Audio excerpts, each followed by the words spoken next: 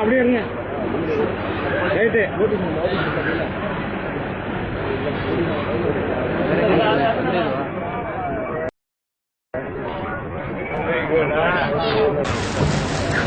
நிகழ்ச்சியை தலைமை ஏற்று நடத்தி இருக்கிறார் அண்டர் ஜஃபுல்லாகான் அவர்களையும் முன்னிலை வைக்கக்கூடிய எஸ் ஜெயலலிதா ஜமாத் மன்ற செயலாளர் அவர்களையும் ஜனாப் இசத் அமாலியின் முன்னாள் தலைவர் ஜமாத் மன்றம் அவர்களையும் ஜனாப் எஸ் எல் ஜெயலலிதா முன்னாள் தலைவர் ஜமாத் மன்றம் அவர்களையும் ஜனாப் எஸ் சாஹிப் அமீது முன்னாள் தலைவர் ஜமாத் மன்றம் அவர்களையும் ஜனாப் எஸ் யூசுப் அவர்கள் முன்னாள் செயலாளர் முஸ்லிம் ஜமாத் மன்றம் அவர்களையும் ஜனாப் எஸ் மஸ்தான் மரைக்காயர் ஏபிஓ தோப்புத்துறை அவர்களையும் ஜனாப் எம் சுல்தானுல் ஆரிஃபின் ஆரிஃபா குழுமம் அவர்களையும் ஜனாப் எஸ் முகமது அலி முகமதியா அறக்கட்டளை தோப்புத்துறை அவர்களையும் Janab S Jahangir chairman HSIPC Thopputhurai அவர்களையும் ஜனாப் எம் நஜருதீன் நகராட்சி உறுப்பினர் அவர்களையும் ஜனாப் மீரா சேகர் நகராட்சி உறுப்பினர் அவர்களையும் ஜனாப் AR இஸ்மாயில் தலைவர் பரிவாரண சங்கம் அவர்களையும் ஜனாப் A நஜீர் அனிசா கேட்ஸ் இவர் அனைவரையும் மேடைக்கு வரும்படியே MSL சார்பாக அழைக்கிறேன். அஸ்ஸலாமு அலைக்கும். MSF நடத்தும் 22ஆம் ஆண்டு சீரத்துல் நபி விழாவினை நமது இமாம் சையத் அலி முனீர் அவர்கள் கராத்துவதி துவக்கி வைப்பார்கள்.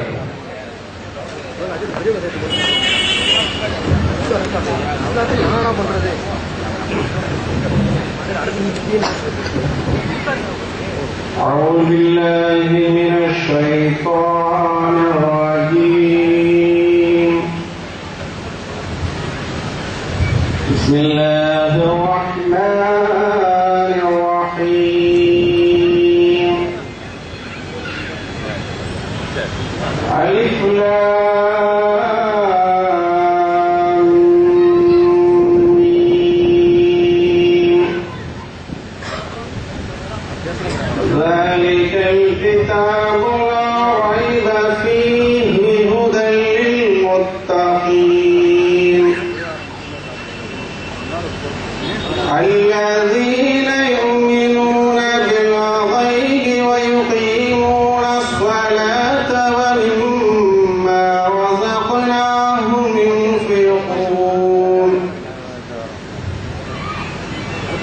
والذين يؤمنون بما أنزل إليك وما أنزل من قبلك وبالآخرة هم يوقنون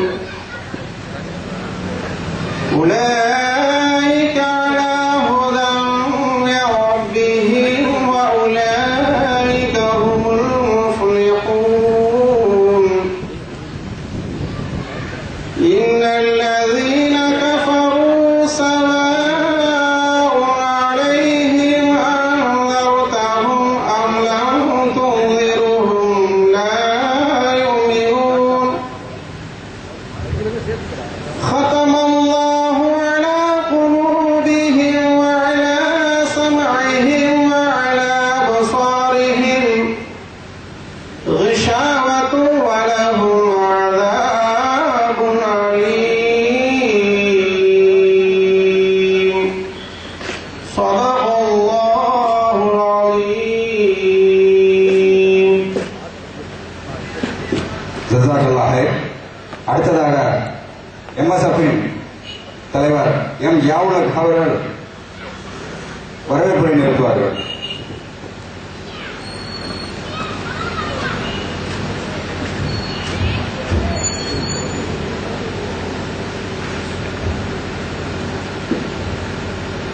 அளவற்ற அருளாலும் நிகரற்ற அன்புடையமாகிய அல்லாஹ்வின் திருப்பெயரால் ஆரம்பம் செய்கின்றேன். அஸ்ஸலாமு அலைக்கும் வரஹ்மத்துல்லாஹி தஆலா பரகாத்துஹு. முஸ்லிம் மாணவர் முன்னணி MSF நடத்தும் 22ஆம் ஆண்டு சீரத்துல் நபி விழா நிகழ்ச்சிக்கு தலைமையேற்றிருக்கும் ஜமாத் மன்ற தலைவர் ஜனாப் ஜபுல்லா அவர்களே, சிறப்புரையாற்றியிருக்கும் பேராசிரியர் அப்துல்லா பெரியார்தாசன் அவர்களே, மௌலவி ஏஎம் இஸ்மாயில் முஹைதீன் ஹஜ்ரத் அவர்களே,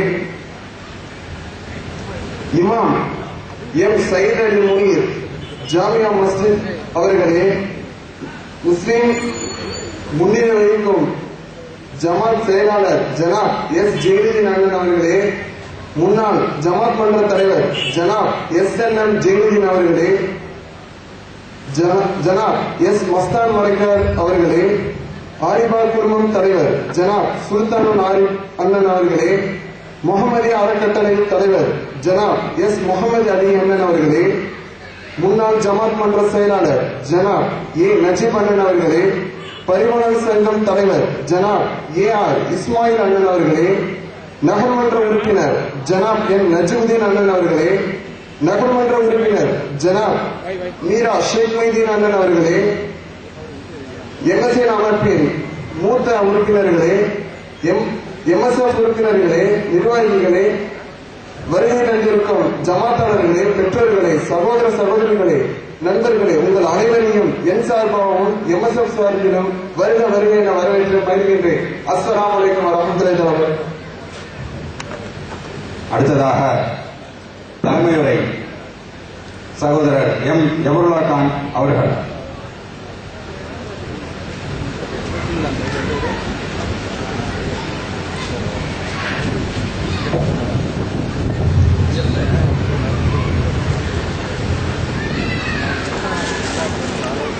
இந்த இனிய நிகழ்வின் மூலம் நம் அனைவரையும் இங்கு அழகாக ஒருங்கிணைத்த சகல வல்லமையும் படைத்த அல்லாஹ் ஒருவனுக்கு எல்லா புகழும் குறித்தார்கள். கண்ணியம் வாய்ந்த உலமா பெருமக்களே, இந்த இனிய நிகழ்ச்சியின் முன்னிலை வகித்துக் கொண்டிருக்கும் முக்கியஸ்தர்களே, ஜமாத் மன்ற நிர்வாகிகளே, ஜமாத்தார்களே, தாய்மார்களே, இளைஞர்களே, மாணவ செல்வங்களே, உங்கள் அத்துணை பேருக்கும் பின்முகத்து சலாத்தினை அறிவிப்பதில் சந்தோஷமடைகிறேன். அஸ்ஸலாமு அலைக்கும் வரஹ்மத்துல்லாஹி தஆலா வபரகாத்துஹு.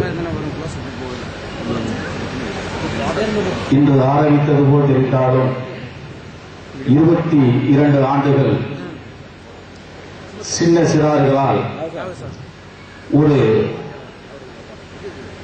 மற்றவர்கள் பார்வையில் விளையாட்டாக தெரிந்தாலும் அவர்கள் ஒரு பெரிய சாதனையை நிகழ்த்த வேண்டும் என்ற ஒரு நல்ல நோக்கத்துடன் நமது தோப்புத்துறை இளைஞர்களை கல்வியின்பால் ஈர்க்க வேண்டும் என்ற ஒரு அரிய சீரிய சிந்தனையுடன் ஆரம்பிக்கப்பட்ட இந்த இயக்கம் தற்பொழுது 22வது ஆண்டில் அடியெடுத்து வைத்து இந்த விழாவை எடுத்துக் கொண்டிருக்கின்றது. சமீப காலமாக நமது மார்க்கத்தில் கிளைவிட்ட பல இயக்கங்களால் பல குழப்படிகள் நடந்து கொண்டிருக்கிறது என்று சிலர் வருத்தப்படுவது உண்டு. ஆனால் அந்த இயக்கங்கள் ஒரு சிறந்த முன்னுதாரணமாக வழிகெட வாய்ப்பிருக்கும் இளைஞர்களை மார்க்கத்தின்பால் இழுத்து இன்று நான்லாம் சிறு வயதில் சிறு பிராணமாக இருக்கின்ற போது என்னை வழி நடத்துவதற்கு இதுதான் சரியான வழி, நேர்வழி, செல்வோம் என்று அழைப்பதற்கு சரியான வழிகாட்டல் இல்லாமல் தடுமாறிய நேரத்தில் இதுபோல பல இயக்கங்கள் வந்ததினால் இன்று நம் இளைஞர்கள் மத்தியில் நிச்சயம் பல புத்துணர்ச்சி தரக்கூடிய முன்னேற்றம் இருப்பதை யாராலும் மறுக்க முடியாது. அந்த விஷயத்தில் இவர்கள் ஒருங்கிணைந்து இந்த சேவைகளை செய்து கொண்டிருப்பது நாம் பார்ப்பதற்கு மிக்க மகிழ்ச்சியாக இருக்கின்றது.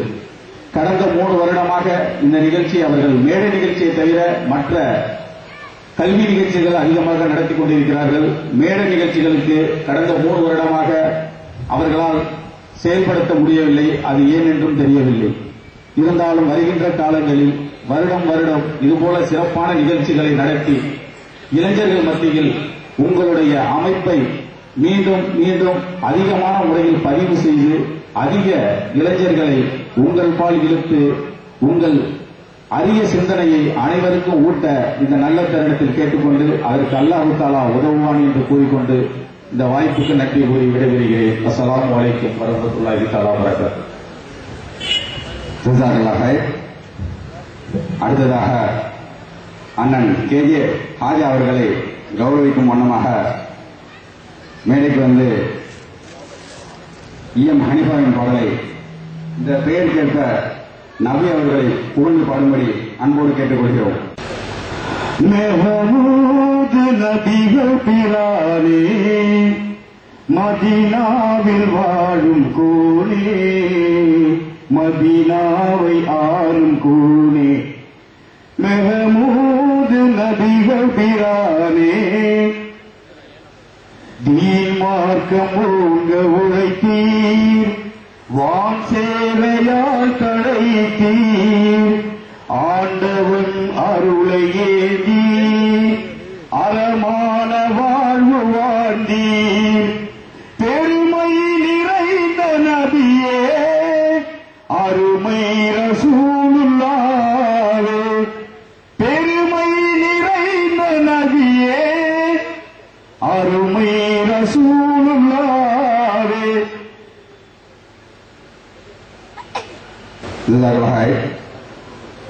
அடுத்ததாக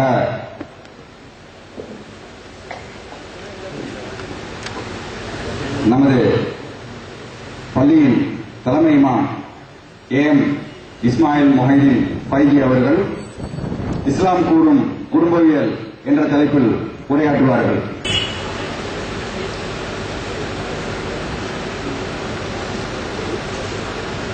السلام عليكم ورحمة الله تعالى وبركاته. الحمد لله كفى والصلاة والسلام على من اصطفى وعلى آله الشرفاء خصوصا إلى خلفاء وصلها مع بعد. قد قال الله تعالى في كلامه القديم أعوذ بالله من الشيطان الرجيم بسم الله الرحمن الرحيم. இமாம் இஸ்மாயில் ஹாஜரத் அவர்கள் வெளியிட எங்களது மூத்த உறுப்பினர் பெற்றுக் கொள்கிறார்கள். إن أعظم النكاح بركة أيسره مؤنة. أعوذ بالله عليه الصلاة والسلام. رب اشرح لي صدري ويسر لي أمري واحلل عقدة من لساني يفقهوا قولي. رب زدني علما. اللهم صل على سيدنا نبينا مولانا محمد وعلى آل سيدنا محمد وبارك وسلم عليه. கண்ணியமிக்க இந்த விழாவில் முன்னிலை வகித்துக் கொண்டிருக்கக்கூடிய ஊருடைய முக்கியஸ்தர்களே, ஜமாத்தார்களே, தாய்மார்களே, உலமா பெருமக்களே, எனக்கு அடுத்து பேச இருக்கின்ற சிறப்பு பேச்சாளர் கண்ணியமிக்க அப்துல்லா என்ற பெரியதாசன் அவர்களே,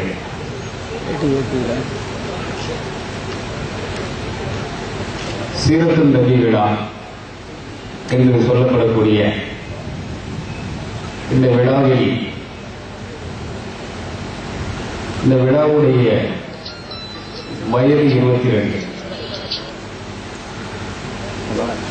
விழாவிலே இந்த எம்எஸ்எஃப் உடைய மாணவ அணியிலே இருக்கக்கூடிய மாணவர்களும் இளைஞர்களாக இருக்கிறார்கள். விழாவுக்கும் வாலிப வயது, இளைஞர்களும் வாலிப பிள்ளைகளாக இருக்காங்க. இந்த விழா நடப்பதற்கு கடந்த ஒரு மாதமாக எவ்வளவு கஷ்டப்பட்டு இருக்கிறார்கள் என்பது நமது ஊரார்களுக்கு தெரியும். இந்த இளைஞர்களுடைய துடிப்பு சமுதாயத்தின் முன்னேற்றத்தினுடைய வழிகோலாக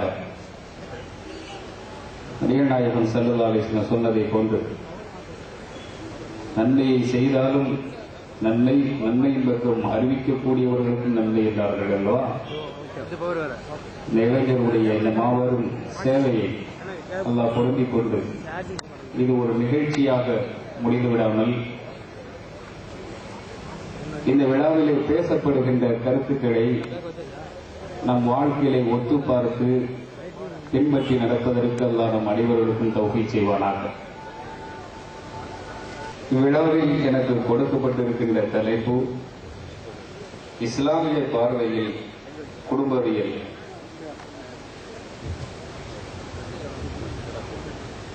அன்னைக்கு தாய்மார்களே, பெரியவர்களே, சகோதரர்களே, இந்த தலைப்பு ஒரு விரிவான கருத்தை கொண்டது. எல்லா விஷயங்களையும் உள்ளடக்கி பேசக்கூடிய நேரமும் சந்தர்ப்பமும் இல்லாத ஒரு சூழ்நிலையில் கணவன் மனைவி என்ற ஒரு சுருக்கமான வட்டத்திற்குள்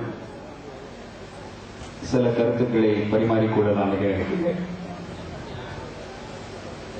குடும்பம் என்று சொன்னாலே திருமணத்தில் இருந்து ஆரம்பமாகின்றது.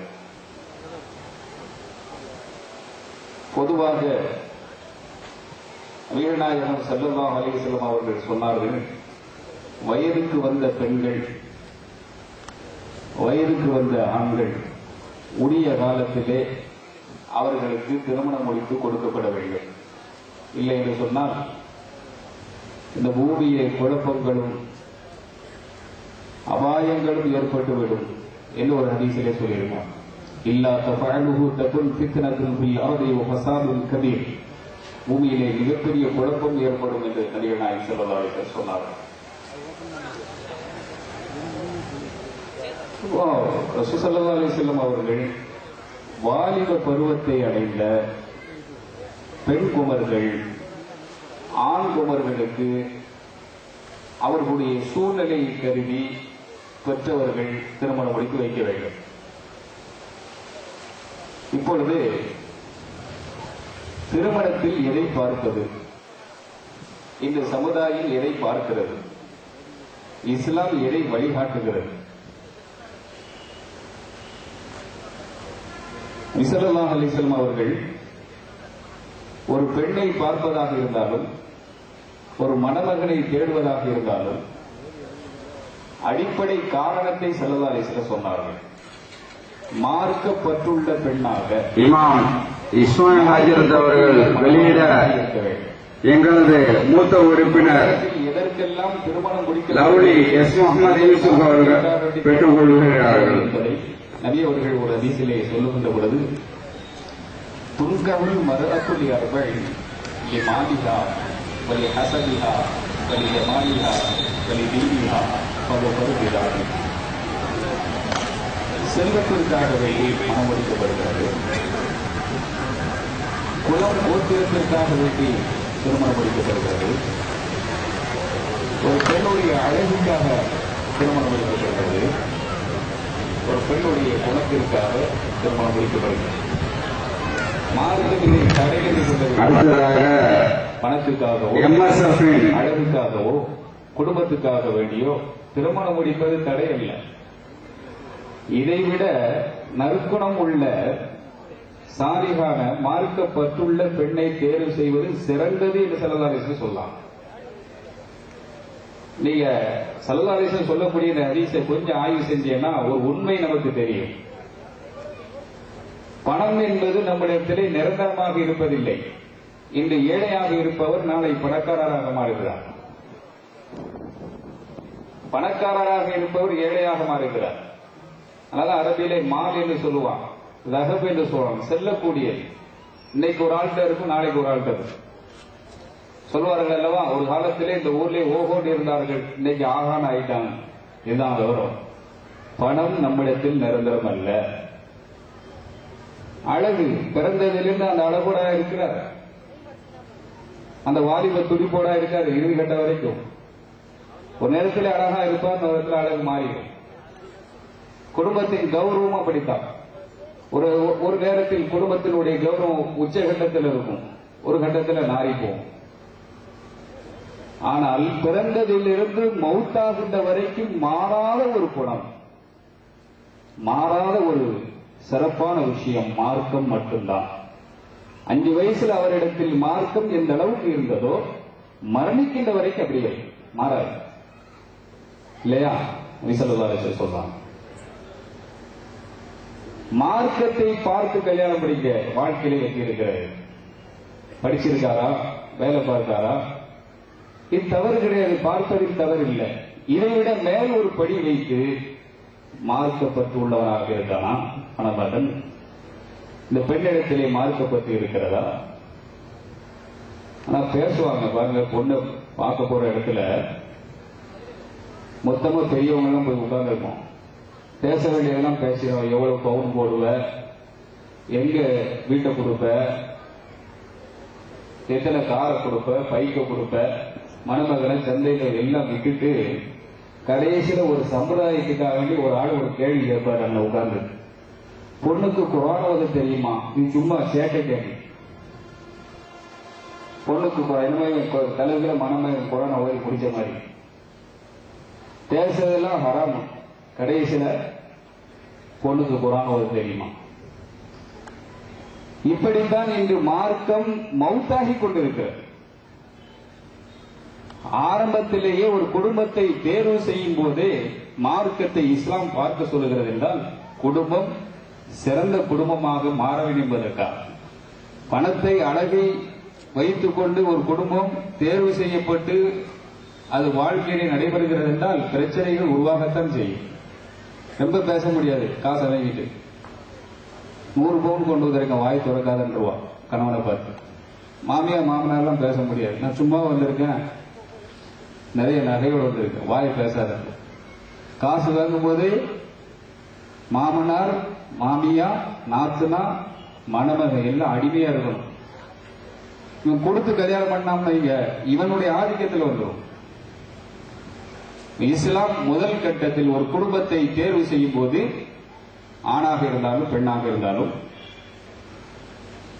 மார்க்கப்பட்டுள்ள பெண்ணாக மணமகனாக இருக்க வேண்டும். முதல் கண்டிஷன். நபி ஸல்லல்லாஹு அலைஹி வஸல்லம் சொன்னதோடு நிறுத்திவிட்டார்களா? தன்னுடைய மகளுக்கு அப்படித்தான் தேர்வு செய்தார்கள். பாத்திமா ரலியல்லாஹு தஆலா அன்ஹா மிகப்பெரிய செல்வந்தர்கள் எல்லாம் பெண் கேட்டு வருகிறார்கள். ஸல்லல்லாஹு அலைஹி வஸல்லம் அருமையில் இருக்காங்க. சீதனம் கூட கொடுப்பதற்கு வசதி இல்லாமல் தன் வாழ்க்கையை ஏழ்மையாக கழித்த ஒரு தலைவர், தன் வீட்டுக்கு மணமகனாக வரக்கூடியவர்கள் எல்லாம் பெரும் பெரும் செல்வந்தர்கள் வந்து பெண் கேட்டாங்க. இந்த சமுதாயத்திலே மிக பெரிய செல்வந்தர் என்று சொல்லக்கூடிய அளவுக்கு நபி ஸல்லல்லாஹு அலைஹி வஸல்லம் சொன்னார்கள் அல்லவா, சமுதாயத்திலே கடைசியில சொர்க்கம் செல்லக்கூடிய ஒரு பணக்காரர் கோடீஸ்வரர் யாருன்னு சொன்னா அப்துர் ரஹ்மான் இப்னு அவுஃப் ரலியல்லாஹு தஆலா. அவ்வளவு செத்து சுகம் இருந்துச்சு அவங்களுக்கு. அப்பேற்பட்ட அப்துர் ரஹ்மான் இப்னு அவுஃப் ரலியல்லாஹு அன்ஹு வந்து கேட்காங்க, யா ரசூலல்லாஹ் எனக்கு பெண் கொடுங்க. நம்மளா இருந்தா என்ன செய்வோம், பெரிய பணக்காரர் ரொம்ப சொத்து வச்சிருக்காரு, உடனே தள்ளி விட்டு யோசனை பண்ணாரு. ஸல்லல்லாஹு அலைஹி வஸல்லம் மௌனம் காக்கிறார்கள். அம்ர் இப்னு ஆஸ் ரலியல்லாஹு தஆலா எகிப்துடைய கவர்னர் ஆளுநர் பெண் கேட்டார்கள். அபூ மூஸா அஷ்அரி ரலியல்லாஹு தஆலா சமுதாயத்தினுடைய ஆலோசகர், மிகப்பெரிய சிறந்த சிந்தனையாளர், பெண் கேட்டாங்க. ஸல்லல்லாஹு அலைஹி வஸல்லம் மௌனமாக இருக்கிறார்கள். இல்லை என்றும் சொல்லவில்லை, இருக்குன்னு சொல்லல. கடைசியில என்ன சொன்னார்கள் தெரியுமா, என்னுடைய மகளுக்கு நான் ஒரு மணமகனை தேர்வு செய்திருக்கிறேன், ஒரு நாளைக்கு 2 திர்ஹம் கூட சம்பாதிக்க முடியாது அவர் தான் ஹஸரத் அலி ரலியல்லாஹு அவர் சொன்னாங்க. சஹாபாக்களிலே இவர்களுக்கு ஒரு தனி சிறப்பு உண்டு. காபத்துல்லாவுக்குள்ளே பிறந்தவர்கள், அவருடைய வரலாற்றை நீங்கள் படித்து பாருங்கள். பிறந்த குழந்தை ஹஸரத் அலி ரலியல்லாஹு தஆலா அவர்களை அவங்க தாயாரு அப்படியே தூக்கிட்டு வந்து நபிகள் நாயகம் ஸல்லல்லாஹு அலைஹி வஸல்லம் கிட்ட கொடுத்தாங்க. குழந்தை இன்னும் குளிக்க வைக்கல, பிறந்த குழந்தையை குளிப்பாட்டவில்லை, கழுகவில்லை. நபி அவரிடத்திலே கொடுத்து என் குழந்தையை குளிப்பாட்டுங்கள் என்று சொன்னார்கள். பிறந்த குழந்தையை குளிக்க வைப்பாங்க. நபி ஸல்லல்லாஹு அலைஹி வஸல்லத்தினுடைய ஒரு கரத்தினால் குளிப்பாட்டப்பட்ட குளிக்க வைக்கப்பட்ட ஒரு குழந்தை ஹஸரத் அலி ரலியல்லாஹு அன்ஹு. அங்கே ஒரு உண்மை தெரிந்தது, அலி அவர்களே சொல்லாமல் நபி செய்கிறார். நாளைக்கு நான் மௌத்தாகும் போது நீ தான் குளிப்பாட்டணும். இதுதானே நடந்தது உலக வரலாற்றிலே.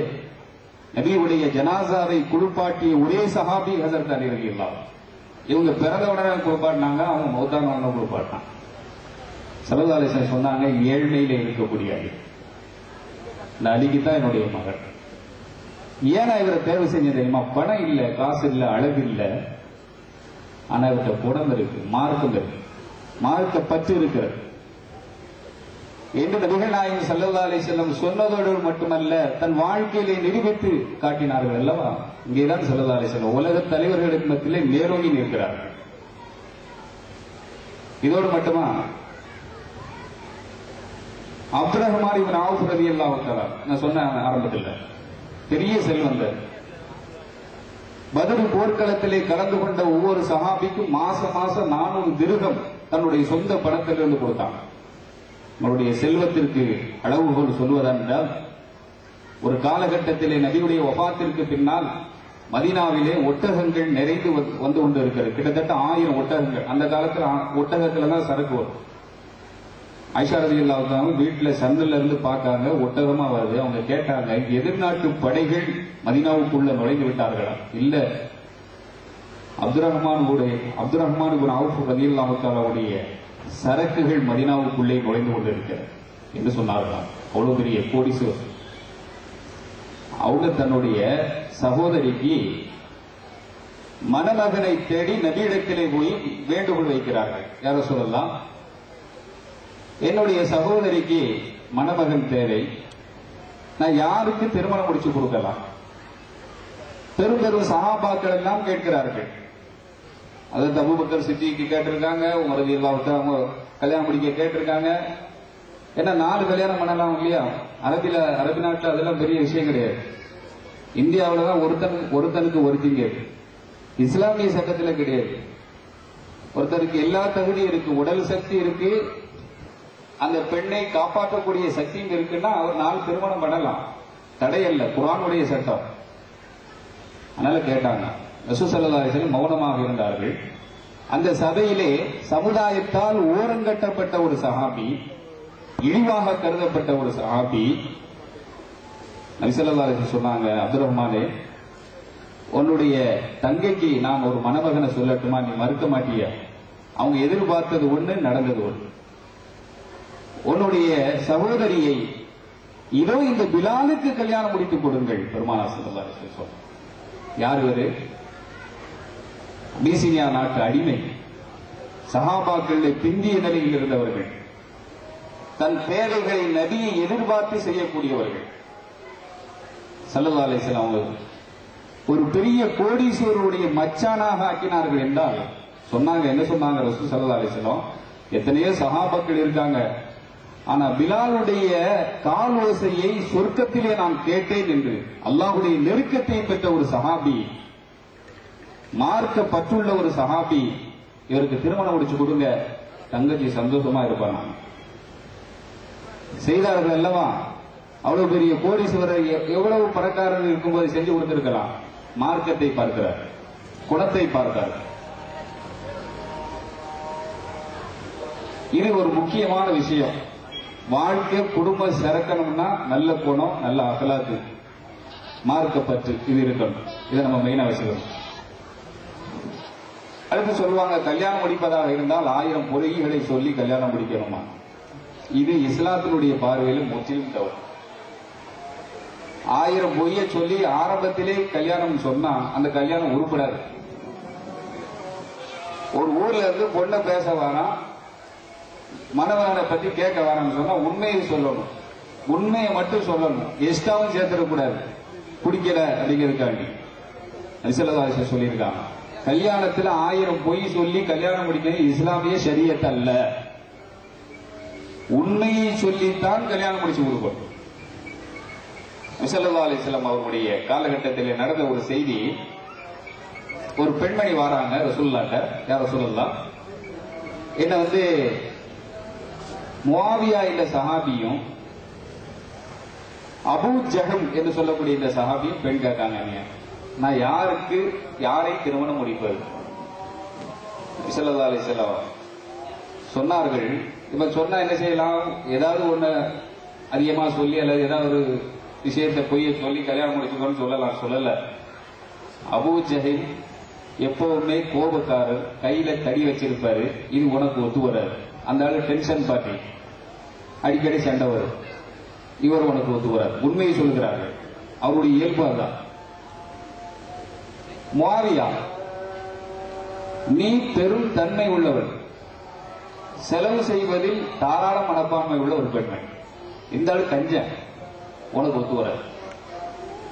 ஸல்லல்லாஹு அலைஹி வஸல்லம் மறைக்கலாம்ல, மறைக்க கூடாது. அந்த பிரச்சனை குடும்ப வாழ்க்கை என்பது மறைச்சி பல தவறுகளை மறைச்சி செய்வது அது ஒரு காலகட்டத்தில் வெளிப்படும் போது தலாக்கள் போய் முடியும்.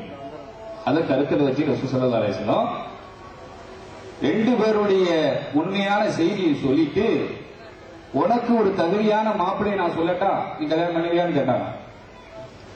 ரசூல் ஸல்லல்லாஹு அலைஹி வஸல்லம் தேர்வு செஞ்சாங்கன்னா கரெக்டா இருக்கும் சொல்லுங்க அப்படின்னா ரசூல் ஸல்லல்லாஹு அலைஹி வஸல்லம் சொன்னாங்க, இந்த உசாமாவை நீ கல்யாணம் பண்ணிக்கோ. உசாமத்து பின் ஸைத் ரலியல்லாஹு அன்ஹு திருமணம் முடித்தார்கள்.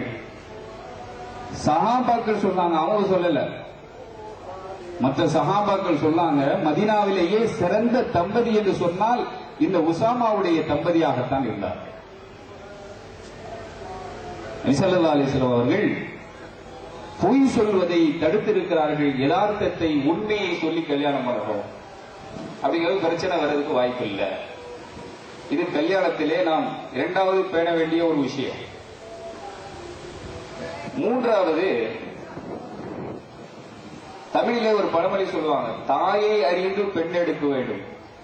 இப்ப நம்ம பார்க்கும்போது மணமகன் சரியா இருக்கானா, பெண்ணு சரியா இருக்காளான்னு பார்க்கும். இஸ்லாம் இதையும் தாண்டி இன்னொரு விஷயத்தை சொல்லி, ஒரு பெண்ணை கொடுக்கக்கூடிய அந்த பெண் வீட்டில் மாமியார் எப்படிப்பட்டவர், பெண்ணை பெற்றெடுத்த பெண்மணி, அவளுடைய குணம் என்ன. அது தமிழ்ல கூட ஒரு கவிஞன் சொல்லுவான், அதாவது நிலம் அறிந்து பயிரிடு, மனம் அறிந்து மலரிடு, தரம் அறிந்து பொருள் எடு, தாய் அறிந்து பெண்ணெடு. மாமியா ஒரு மாதிரி குணமுள்ளவளும் வைங்க, எவ்வளவு பண வசதியா அழகு இருந்தாலும் ஒன்றும் நடக்காது, மரியாதை முடிஞ்சு வச்சு. அரபியர்களோட 5 ஷர்த்துள்ள பெண்களை பெண் எடுக்க மாட்டாங்க இன்னைக்கும் சரி. அதாவது பெண்ணை பார்க்கறதுக்கு முன்னால பெண்ணை பெற்றெடுத்த அந்த தாயினுடைய குணங்கள் எப்படி அப்படின்னு பார்ப்பாங்க. அது 5 ஷர்த்து வச்சிருந்தான். இன்னைக்கு அதுதான் சட்டத்தில் இருக்கு, அவன் சட்டத்தில் எழுதப்படாத சட்டத்தில் இருக்கு. இனானா இந்த பெண்ணை திருமணம் முடிக்க மாட்டார்கள். அதாவது மாமியா இனானாவாக இருக்கக்கூடிய மணமகளை பெற்றெடுத்த தாய் இனானாவாக இருந்தால் அந்த பெண்ணை திருமணம் முடிக்க மாட்டான். அப்படின்னா என்ன? பிடிவாதக்காரி, எப்பொழுதுமே பேசிக்கொண்டிருக்கக்கூடிய சலச்சல பாட்டி, இது உருப்படாது. ஸல்லல்லாஹு அலைஹி வஸல்லம் சொன்னாங்க, அதிகமா பேசக்கூடியவனுக்கு அறிவில்லைன்னு அர்த்தம். சூருல் கலாமி நஃப்சுல் ஆக்கல். ஆம்பளையா இருந்தாலும் சரி பொம்பளையா இருந்தாலும் சம்பந்தம் இல்லாம பேசிக்கிட்டே இருக்கான்னா இவன் பைத்தியக்காரன் இருக்கும். பைத்தியக்காரன் சம்பந்தம் இல்லாம ரோட்ல பேசிக்கிட்டு இருப்பான். அதே மாதிரி ஒரு பெண்ணை பெற்றெடுத்த ஒரு தாய் பிடிவாதக்காரியாக அதிகமாக பேசக்கூடியவளாக இருந்தால் அங்கே பெண் எடுக்க மாட்டார்கள். இரண்டாவது, வலா மனானா, அந்த பெண்ணை பெற்றெடுத்த தாய் மனானாவாக இருக்கக்கூடாது. அப்படின்னா என்ன? எப்பொழுது பார்த்தாலும் தன் புகழை சொல்லிக் கொண்டிருக்கக்கூடிய பெண்மணி, தன் உபகாரத்தை பிறரிடத்திலே சொல்லிக் கொண்டிருக்கக்கூடிய பெண்மணி. ஏன்னா அங்க கேட்டாங்க இங்க கேட்டாங்க, நான் கடைசியில உனக்கு வந்து வாக்கப்பட்டுட்டேன்னு பேசிட்டு கணவன்கிட்ட ஒரு இடத்தையும் கேட்டுக்க மாட்டாங்க. ஆனா கணவனை வந்து இழி கொடுத்ததுக்காக வேண்டி பேசக்கூடிய பேச்சு. அவ வீட்டு புகழையும் தாய் வகுப்பனுடைய புகழையும் அண்ணன் தம்பி புகழையுமே பேசி இந்த ஆளை கொல்லுது. இந்த மாதிரி ஒரு தாய் இருக்கக்கூடிய வீட்டில் போய் பெண் எடுக்க மாட்டாங்க அரபியர்கள். இது மாமியாருக்கு வைக்கக்கூடிய ஷரத்து இரண்டாவது. மூணாவது, வலா ஹனானா,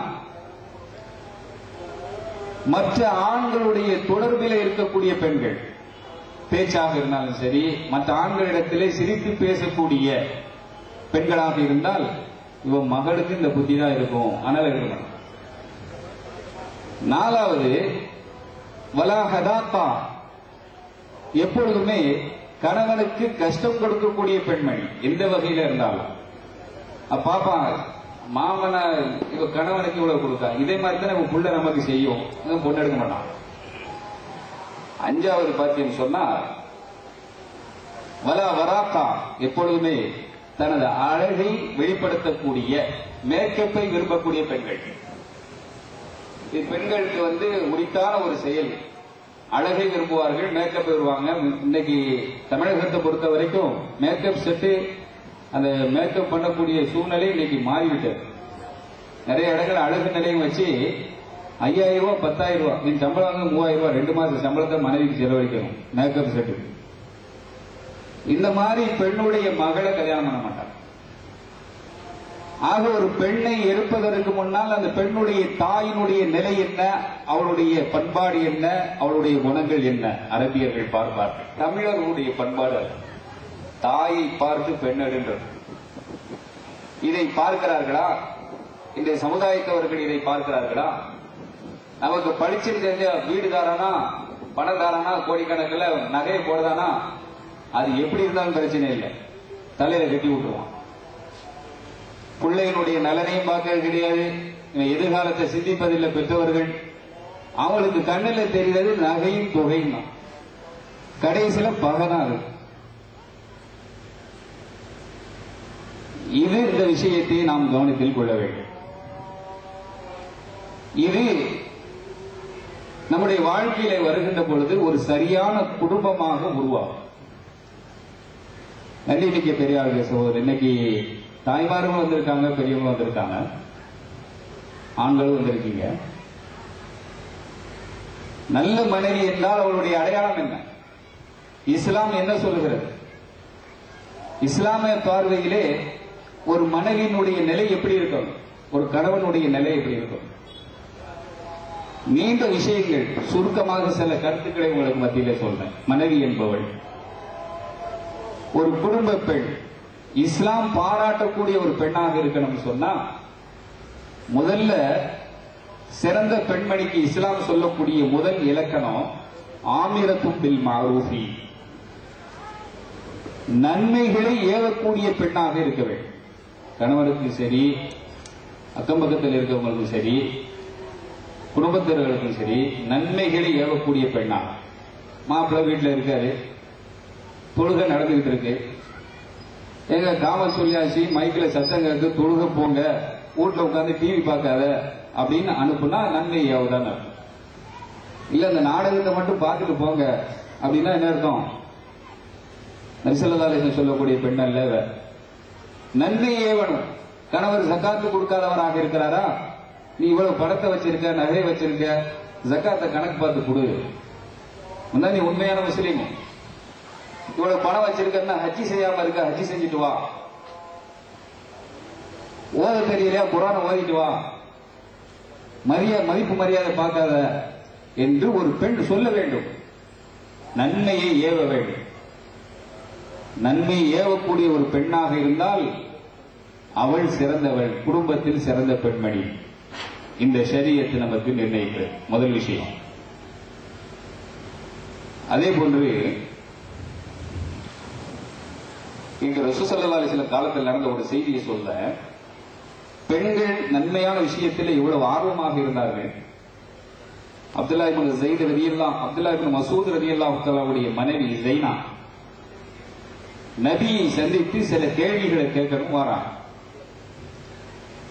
ரசூல் ஸல்லல்லாஹு அலைஹி வஸல்லம் வீட்டுக்கு வந்த உடனே பக்கத்தில் இருந்த ஒரு சஹாபி சொன்னாங்க, தூங்கிக்கிட்டு இருக்காங்க, எழுப்பவா அப்படின்னா. சரி ரசூல் ஸல்லல்லாஹு அலைஹி வஸல்லம் தூங்கட்டும், நான் பிறகு வாரேன் அப்படின்னு போயிட்டாங்க. ஸல்லல்லாஹு அலைஹி வஸல்லம் எப்ப எழுந்திருப்பாங்கன்னு கேட்டாங்க. 2 மணிக்கு வாங்க, மறுபடியும் யார சொல்லலாம், நான் சில கேள்விகளை கேட்கணும், அதுக்கு நீங்க பதில் சொல்லியே ஆக வேண்டும் என்று ரசூல் ஸல்லல்லாஹு அலைஹி வஸல்லம் அந்த பெண்மணி சொல்லலாம். என்ன கேள்வி? இந்த ஷரியத்திலே இஸ்லாமிய கல்ச்சர்ல ஆண்கள் ஜமாத்தாக தொழுகிறார்கள் பள்ளிவாசல்ல போய், பெண்களுக்கு இல்லை. ஆண்கள் ஜனாசா தொழுகிறார்கள், பெண்களுக்கு ஜனாசா தொழுகை இல்லை. ஆண்கள் ஜும்மா தொழுகிறார்கள், பெண்களுக்கு ஜும்மா தொழுகை இல்லை. இதுல எல்லாம் நன்மைகளை கொள்ளையடித்துக் கொண்டு இருக்கக்கூடிய ஆண் சமுதாயத்துக்கு எங்களுக்கு எந்த வகையான நன்மையும் இல்லையே, இந்த ஜமாத்துடைய நன்மை எங்களுக்கு கிடைப்பதில்லையே, ஜும்மாவுடைய நன்மை எங்களுக்கு இல்லையே, ஜனாசாவுடைய நன்மை எங்களுக்கு இல்லையே என்று அந்த பெண்மணி ஆதங்கத்தோடு சொன்னார்கள்.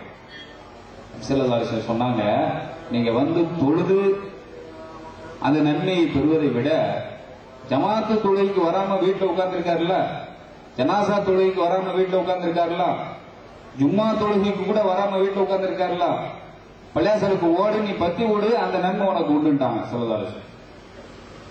இவர்கள் செய்தால் நன்மை, நீங்கள் சொன்னால் நன்மை. ஆக நன்மை ஏறக்கூடிய பெண்ணாக இருந்தால் அந்த குடும்பம் சிறக்கும். இது முதல் விஷயம். இரண்டாவது, ஒரு அழகிய குடும்பம் என்பதற்கு ஸல்லல்லாஹு அலைஹி வஸல்லம் சொல்லக்கூடிய இரண்டாவது இலக்கணம், கணவனுடைய குறைகளை வெளியிலே சொல்லக்கூடாது. 1000 குடும்பத்தில் 1000 பிரச்சனைகள் இருக்கும். மனைவியினுடைய குறையை போய் கணவன் வெளியில சொல்லிக்கிட்டு இருக்கக்கூடாது. அதே போன்று மனைவி கணவனுடைய குறைகளை வெளியிலே சொல்லக்கூடாது. நபி ஸல்லல்லாஹு அலைஹி வஸல்லம் தெளிவாக சொல்லுகிறார்கள், இந்த மாதிரி கணவனும் மனைவியும் மற்றவங்கிட்ட போய் குறைகளை சொல்லும் போது இங்க என்ன பிரச்சனை உண்டாகுது? குடும்பத்தில் விரிசல் ஏற்படுகிறது. கணவன் தன் மனைவியினுடைய குறைகளை மறைக்க வேண்டும், மனைவி தன் கணவனுடைய குறைகளை மறைக்கணும். அப்படி இருந்தால் அந்த குடும்பம் சிறப்பு. உதாரணத்துக்கு நபி ஸல்லல்லாஹு அலைஹி வஸல்லத்தினுடைய மஜ்லிஸிலே ஒரு பிரச்சனை வருகிறது. ஒரு அம்மா வந்தாங்க ரசூலுல்லாஹி ஸல்லல்லாஹு அலைஹி வஸல்லம் வந்து, யா ரசூலல்லாஹ், என் கணவர் தொழுதா அடிக்காரு, நோம்பு வச்சா அடிக்காரு, குர்ஆன் ஓதிக்கிட்டு இருந்தா அடிக்காரு. இது வெளியங்கமா கேட்கும் போது எவ்வளவு ஒரு குடும்பாவியா இருப்பான் அந்த ஆளு. தொழுதா அடிக்காரா, நோம்பு வச்சா அடிக்காரா, குர்ஆன் ஓதனா அடிக்கிறாரா? நபி ஸல்லல்லாஹு அலைஹி வஸல்லம் அவங்க உடனே அதை கேட்டுட்டு முடிவெடுக்க மாட்டாங்க. எப்பவுமே ஒரு பிரச்சனை வரும்போது, ஒரு பஞ்சாயத்தில் வரும்போது இரு பக்கத்தில் விசாரிப்பதுதான் அறிவாளியினுடைய தன்மையும் கூட. அந்த சபையில யார் இருக்கா? அந்த பெண்ணுடைய கணவர் இருக்கிறார். ஆயிரக்கணக்கான சஹாபாக்கள் உட்கார்ந்து இருக்காங்க. கணவருடைய குறையை பற்றி அந்த அம்மா பேசுறாங்க. தொழுதா அடிக்காரு, நோம்பு வச்சு அடிக்கிறாரு, குர்ஆன் ஓத விட மாட்டாரு என்று சொல்லும் போது, சஃப்வானை பற்றியா நீ குறை சொல்லுகிறாய்? நபி கேட்காங்க பாருங்க. அப்ப நபி எந்த அளவுக்கு அந்த சஹாபி மேல ஒரு அன்பு வச்சிருக்காங்க, அபாரமான நம்பிக்கை வச்சிருக்காங்க. சஃப்வானையா நீ குறை சொல்லுகிறாய்? சரி, இருந்தாலும் கேட்போம். நீ சொல்லிட்டில அந்த சபையில அந்த சஃப்வானை நீ என்ன சொல்லுகிறாய்? மாதா குல்த, மனைவி சொல்லக்கூடிய இந்த ரிப்போர்ட்டுக்கு குறைக்கு நீ என்ன பதில் சொல்லுத? அவர் சொன்னாரு, யா ரசூலல்லாஹ், நான் வாலிப சஹாபி, நான் ஒரு வாலிப சஹாபி, தொழுதா அடிக்கன்னு சொல்லால மனைவி, ஃபர்லு தொழுதா எனக்காக நான் அடிச்சிருக்கான். எப்ப பார்த்தாலும் தக்பீர் கட்டி நபிலான தொழுகை 24 தொழுதா கல்யாணம் முடிச்சதனுடைய அர்த்தம் என்ன? நபில இப்படியா நீங்க தொழ சொல்லி இருக்கீங்க? லுகர் தொழுதா நான் அடிச்சிருக்கேனா? அசர் தொழுதா? ஃபர்லுக்கு தடை இல்ல. மற்ற நேரங்களில் என் மனைவி எப்ப பார்த்தாலும் தக்பீர் கட்டிக்கிட்டு இருக்கா. நோன்பு வச்சா அடிக்கணும், ரமலானுடைய நோன்பு வச்சா அடிக்கவே இல்லை. காலம் முழுவதும் நோன்பு வச்சுக்கிட்டு இருந்தா என் கல்யாணம் முடிக்காத. இன்னொரு குற்றச்சாட்டை நம்ம சொல்லியிருந்தாங்க, ஃபஜ்ர் தொழுகவே கிடையாது, ஜமாத்தா தொழுகவே கிடையாது, எப்ப எதிர்க்காரப்பதான் தொழுவார். சார் கேட்டாங்க, யா ரசூலல்லாஹ், எனக்கு இரவுல தான் தோட்டத்தில் வேலை, ரொம்ப நேரம் கழிச்சுதான் வந்து படுப்பேன், காலையில என்னால ஃபஜ்ருக்கு எந்திரிக்க முடியல, எஞ்ச நேரம் தொழுவது. ஸல்லல்லாஹு அலைஹி வஸல்லம் சொன்னார்கள், முதல்ல அந்த அம்மா சொல்லும்போது இவர் மேல கணவர் மேல குற்றம் மாதிரி தெரிந்தது. இங்க விசாரிக்கும் போது குற்றம் இங்க இருக்கு. அந்த பெண்ணை அழைத்து சொன்னார்கள், கணவனுடைய அனுமதி இல்லாமல் நஃபிலான வணக்கங்களோ நோன்புகளோ வைப்பது கூடாது. இன்னொரு விஷயத்தை சொன்னாங்க, பரலான விஷயங்களுக்கு அனுமதி தேவையில்லை. இஷா ஆயிடுச்சா நான் தொழப்பறன் கணவன்கிட்ட போய் சொல்லிக்கிட்டு இருக்க வேண்டிய அவசியம் இல்லை, தக்பீர் கட்டி தொழ வேண்டியதான். லுகர் ஆயிடுச்சா தொழ வேண்டியதான். பருவுக்கு கணவன்கிட்ட அனுமதி தேவையில்லை, அது கடமை நம்ம செஞ்சாகணும். நபிலுக்கு, நபில் என்று சொன்னால் உபரியாக செய்யக்கூடிய வணக்கங்களுக்கு கணவனுடைய அனுமதி தேவை. ரிசல்வாலேஸ்வர் சொன்னாங்க, இங்க வா, என்கிட்ட சொன்ன மாதிரி ஊர் ஊரா வீடு வீடா போய் சொல்லி உன் கணவனுடைய குறைகளை சொல்லிக்கிட்டு இருக்க, குறைகளை மறைத்து வாழ்வதற்கு நீ பழகிக்கொள். ரிசல்வாலேஸ்வர் கணவனுடைய குறை மற வெளியில சொல்லிக்கிட்டு இருக்க, அது திருத்ததுக்காம அந்த ஆள்கிட்ட பேசி திருத்துவதற்குரிய வழி ஏற்பாடு செய் என்று செல்வாலேஸ்வர் சொன்னார்கள். என்றால் கணவருடைய குறைகளை மனைவி மறைக்கணும், அந்த குறைகளை திருத்துவதற்குரிய வாய்ப்புகளை மனைவி மூலமாக ஏற்பாடு செய்யணும். மனைவி நினைச்சா எதையும் சாதிக்கலாம்.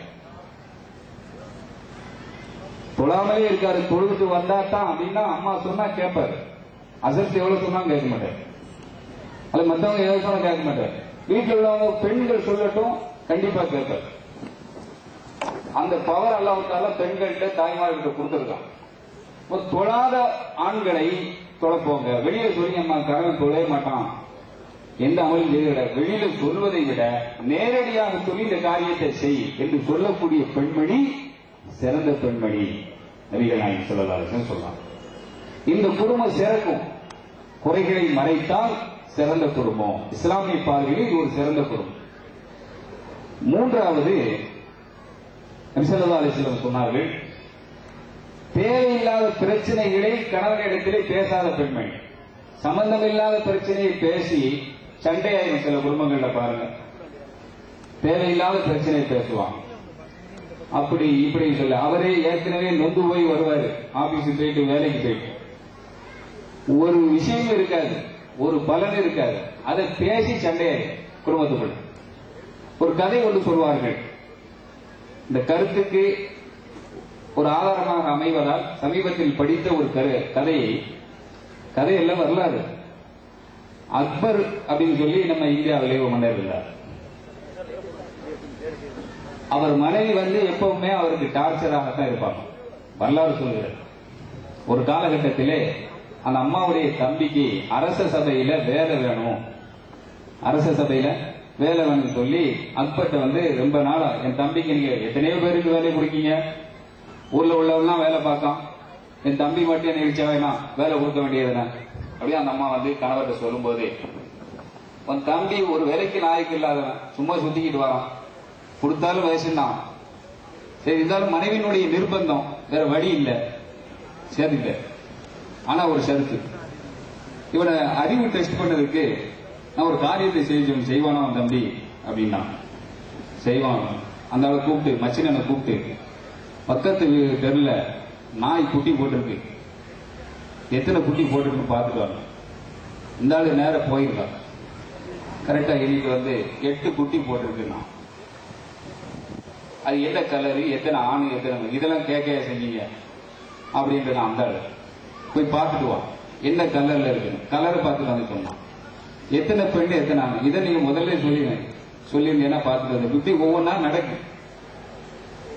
இந்த ஆளு கடைசியில் உட்கார்ந்து மஜ்லிஸ்ல அவருடைய அவையில இருக்கக்கூடிய மிகப்பெரிய சீரிய சிந்தனை படைத்த தீர்ப்பாளர் சொன்னாரு, இந்த மாதிரி பக்கத்து தெருல நாய் குட்டி போட்டுட்டு பார்க்கலாம். அந்த ஆள் போய் எல்லா விலாவரியா எத்தனை குட்டி, என்ன நேரம், அது எப்படி எப்படி இருக்கும் அப்படின்னு சொல்லி எல்லா முழு விவரத்தையும் கரெக்டா சொன்னான்.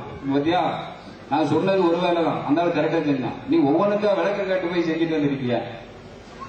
அப்ப இந்த அக்கா அவருடைய மனைவி தம்பியை கூப்பிட்டு தனியை கூப்பிட்டு, இனிமே அரசர் எதை சொன்னாலும் அவர் ஒன்ன சொன்னா நீ 2 செய்யணும், இந்தம்மா ஐடியா சொல்லி கொடு, இனிமே நீங்க பார்த்துக்கோ அப்படின்னு உடனே, சரி இனிமே அரசர் சொன்னாரு, இவர் ஒன்ன சொன்னாம நம்ம 4 செய்யணும்னு அவன் விளங்கிட்டான்.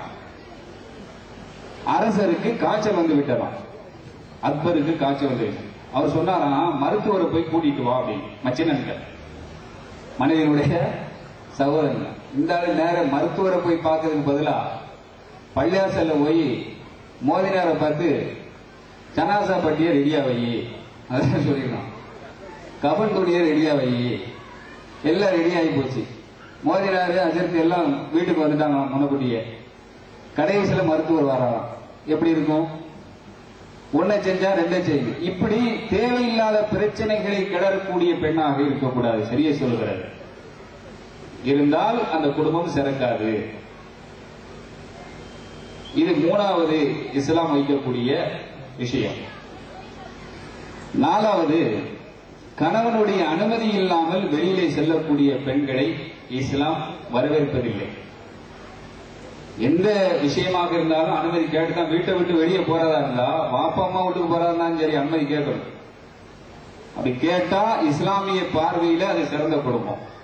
தாண்டோடித்தனமாக நம்ம இஷ்டத்துக்கு ஒரு பெண் அழைக்கிறாள் என்றால் இஸ்லாம் அந்த பெண்ணை வரவேற்பதில்லை. அது இஸ்லாமிய குடும்பமாக இருக்காது. பிரச்சனைகள் உருவாகும். இந்த ஷரத்தெல்லாம் நீங்க பார்த்தீங்கன்னு சொன்னா ஏன் இஸ்லாம் இதை சொல்லுகிறது என்றால், பிரச்சனைகள் உருவாக கூடாது, சந்தோஷமா இருக்கணும் அப்படிங்கிறதுக்காக.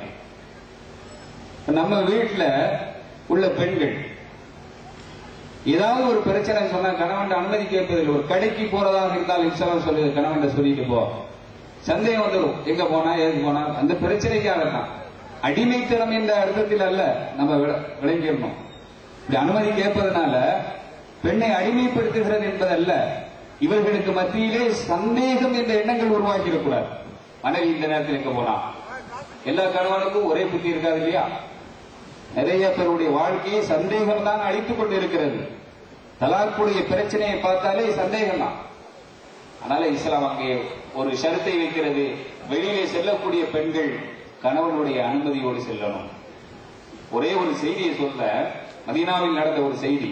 உம்மு சுலைம் ரலியல்லாஹு தஆலா அன்ஹா, அபூ தல்ஹா ரலியல்லாஹு தஆலாவுடைய மனைவி. அவங்க வெளியூருக்கு போறாங்க. மனைவிட்ட சொன்னாங்க, இந்த வீட்டை விட்டு என்னுடைய அனுமதி இல்லாம நீ போகக்கூடாது, எங்கேயும் வெளியே போகக்கூடாது சொல்லிட்டு போயிட்டாங்க. இக்கரையில பாருங்க, உங்க வாப்பாவுக்கு அப்பாவுக்கு உடம்பு சரியில்லாம இருக்கு. கணவர்கிட்ட தொடர்பு கொள்ள முடியாது. இந்த காலம் மாதிரி இல்ல, தொலைத்தொடர்பு கிடையாது, செல்லு கிடையாது, எந்த கருவிகளும் இல்லாத ஒரு காலம். கணவர் எங்க இருக்காருன்னு தெரியல. இப்ப கணவர்கிட்ட எப்படி அனுமதி கேட்கறது? இந்த பிரச்சனைக்கு நபி ஸல்லல்லாஹு அலைஹி வஸல்லம் அவங்ககிட்ட ஒரு பத்துவா கேட்டு, ஒரு மார்க்க தீர்ப்பு கேட்டு, ஒரு ஆளை அனுப்பி, இந்த மாதிரி கணவர் சொல்லிட்டு போயிருக்காரு, வாப்பாவுக்கு உடம்பு சரியில்லை, என் வாப்பா போய் பார்க்கலாமா, நபிட்ட கேட்டுவோம். உம்மு சுலைம் கேட்டாங்க. இவர் போனாரு, நபி ஸல்லல்லாஹு அலைஹி வஸல்லம் கிட்ட போய் விவரம் கேட்டாங்க. அதியி ஜௌஜகி, கணவன் சொன்னதை கேட்டுட்டு வீட்டுக்குள்ள இருக்கிறது. வாப்பாவுக்கு உடம்பு சரியில்லைன்னா அது குடும்பத்துக்காரன் பார்த்துக்கலாம், அவ போய் என்ன நிலை நிறுத்த போறான், பேசாம இருக்குது வீட்டுல அப்படின்னா. மவுத்தாயிட்டாரு, மறுபடியும் ரெண்டாவது ஒரு ஆளை அனுப்புறான். மவுத்தாயிட்டாரு வாப்பா, போகலாமா போகக்கூடாது. கணவனுக்கு கட்டுப்பட்டு இருந்தான். ஹதீஸ்ல வருது, பாப்பாவை அடக்கியாச்சு. இப்படி ஒரு சூழ்நிலை நம்ம குடும்பத்தில் ஏற்படுச்சுன்னு வைங்க. கணவனாவது இதாவது வாப்பா உடம்பு சரியில்லைன்னு சொல்லிக்கிட்டு இருக்கேன், கட்டுப்படா, இந்த வாழ்க்கையே தேவையில்லை, போ அப்படி போயிடுவான். ஆனா அந்த பெண்மணி கட்டுப்பட்டு இருந்தார்கள், நபியுடைய பத்துவாவுக்கு கட்டுப்பட்டு இருந்தார்கள். ஜனாசா தொழுகை முடிந்தவுடனே நபி ஸல்லல்லாஹு அலைஹி வஸல்லம் சஹாபாக்களுக்கு மத்தியில பார்த்து சொன்னாங்க, இவர் சொர்க்கவாசி. இந்த வாப்பாவை பார்த்து சொன்னாங்க, இவர் சொர்க்கத்துக்குரியவர், இவருடைய அமலால் அல்ல, இவருடைய மகளால். காரணம் என்ன? அப்படிப்பட்ட ஒரு பெண்ணை வளர்த்திருக்கிறார். அதனால இந்த பெண்ணை இப்படிப்பட்ட சாலிகான பெண்ணாக உருவாக்கியதினால் இவர் சொர்க்கவாசி. நபிகள் நாயகம் ஸல்லல்லாஹு அலைஹி வஸல்லம் சொல்றாங்க. ஒரு பெண் சாலிகான பெண்ணாக இருந்தால் தந்தை தாயை சொர்க்கத்துக்கு அனுப்ப முடியும் என்பது வரலாறு. அவருடைய அமலாக போகட்டாலும் பிள்ளைகளால் போவாரு. இதை நேர்முறையா சிந்திச்சு பாருங்க. சரியா வளர்க்கலன்னா அந்த பொண்ணு அவரை நரகத்துக்கு அனுப்பிடும். கணவருடைய அனுமதி இல்லாமல் கடைக்கு கூட போகக்கூடாது, உள்ளூர்லதான் இருக்கும். எதுக்கு எடுத்தாலுமா அவர்கிட்ட போய் கேட்டுக்கிட்டு இருக்காது. வேதாந்தத்துக்கு போனாலுமா கேட்கணும். சரியா சொல்லுகிறாரு. கேட்டா பிரச்சனை இல்லை, கேட்காட்டதான் பிரச்சனை. இப்ப என்னன்னா, செல்லு கையில இருக்கிறதுனால கணவர் கேட்டாரு, எங்கம்மா இருக்க, நிக்கிறது நாகப்பட்டினத்துல இல்ல, நான் தோக்கர்ல நிக்க. இந்த ஊரை சொல்லல, பொதுவா உதாரணத்துக்கு சொல்லல. நான் எங்க ஊர்ல வந்து தென்காசியில ஒரு பெண் பக்கத்துல நிக்கா, கணவர் வெளிநாட்டுல இருந்து அடிக்காரு, நல்ல சவுண்டா பேசிக்கிட்டு இருக்கான். எங்க இருக்க? நான் வீட்டுல தான் இருக்கேன், ஆனா நிக்கிறது என் கூட பஸ் ஸ்டாண்ட்ல நிக்கா. இவ்வளவு பொய். ஏன் இந்த பொய் சொல்ல வேண்டிய இருக்கிறது? அனுமதி இல்லாமல் வந்ததினால். அனுமதி கேட்டிருந்தா அது தெரியும், நம்ம பொண்டாட்டி வெளியே போயிருக்கா, ஜவுளி எடுக்க போயிருக்கா, சமையலுக்கு சாமான் போயிருக்கா, கேட்க மாட்டார், இந்த கேள்வி கேட்க மாட்டார்.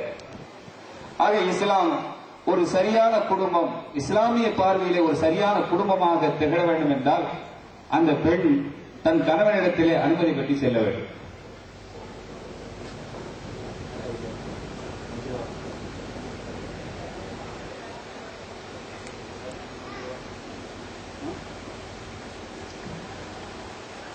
கண்ணிமிக்க பெரியாருடைய சகோதரரே, மனைவியினுடைய நிபந்தனைகள், கணவனுடைய நிபந்தனைகள் எப்படி இருக்குன்னு சொல்லி பேசலாம் நினைச்சேன். நமக்கு கொடுக்கப்பட்ட டைம் தாண்டி போய்கிட்டு இருக்கு. மேற்ற முடியாதுன்னு நினைக்கிறேன். இன்ஷா அல்லாஹ் இனி வரும் காலங்களில் இந்த கருத்தை, இன்னும் தொடர்ச்சியான கருத்துக்களை உங்களுக்கு மத்தியிலே நான் பேசுவேன் இன்ஷா அல்லாஹ்.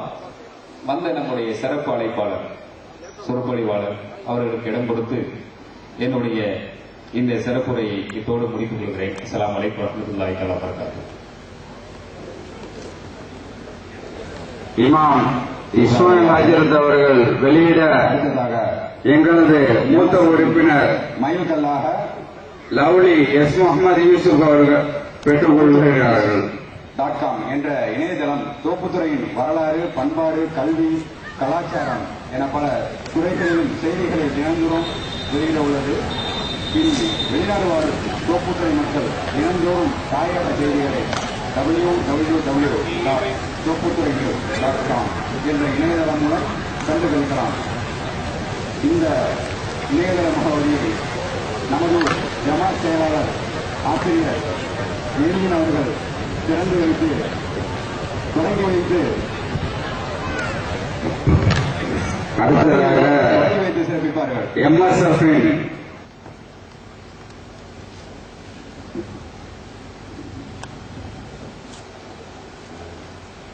அஸ்ஸலாமு அலைக்கும் வரஹ்மத்துல்லாஹி தஆலா வபரகாத்துஹு. இந்த இனிய வேளையில் நமது ஊர் சிறப்பினை உலகமெல்லாம் கண்டு களிக்கும் வகையில் ஒரு சிறப்பான ஏற்பாட்டினை நமது ஊர் முஸ்லிம் மாணவர் முன்னணிகள் குழுவினர், இந்த இயக்கத்தினர் சிறப்பான ஏற்பாட்டை செய்திருக்கிறார்கள். இவர்களுடைய பணி நாள்தோறும் வளர வேண்டும், நமது ஊர் பெருமை உலகமெல்லாம் சிறக்க வேண்டும் என்று கூறி இந்த இணையதளத்தை தொடங்கி வைப்பதில் மகிழ்ச்சி அடைகிறேன். இவர்களுக்கு எனது வாழ்த்துக்களையும் பாராட்டுகளையும் தெரிவித்துக் கொள்கிறேன்.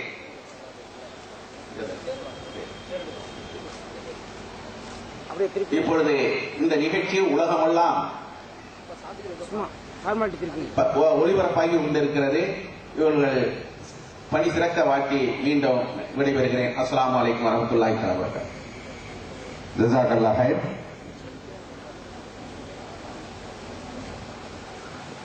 நிகழ்ச்சிக்கு சிறப்பு விருந்தினராக வந்திருக்கக்கூடிய நமது டாக்டர் பேராசிரியர் அப்துல்லா அவர்களை மேடைக்கு வரும்படி அழைக்கிறேன்.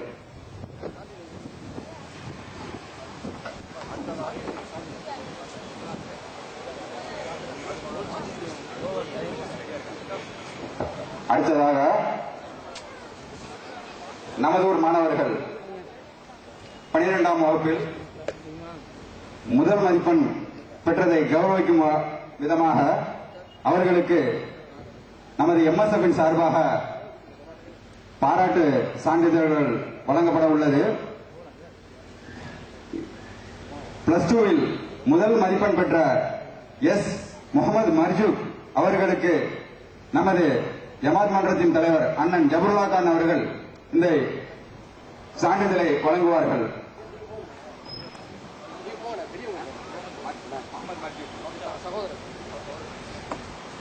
அவர் சார்பாக அந்த பாராட்டு பத்திரத்தை அவரது சகோதரர் பெற்றுக் கொள்கிறார்.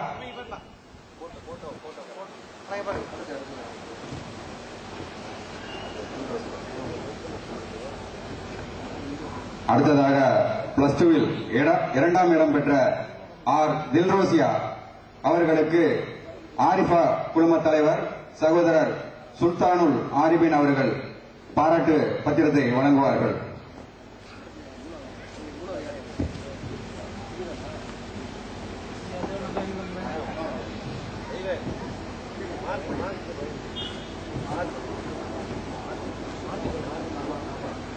ஆர் தில்ரோசியா சார்பாக அவரது தகப்பனார் அந்த பாராட்டு பத்திரத்தை பெற்றுக் கொள்கிறார்கள்.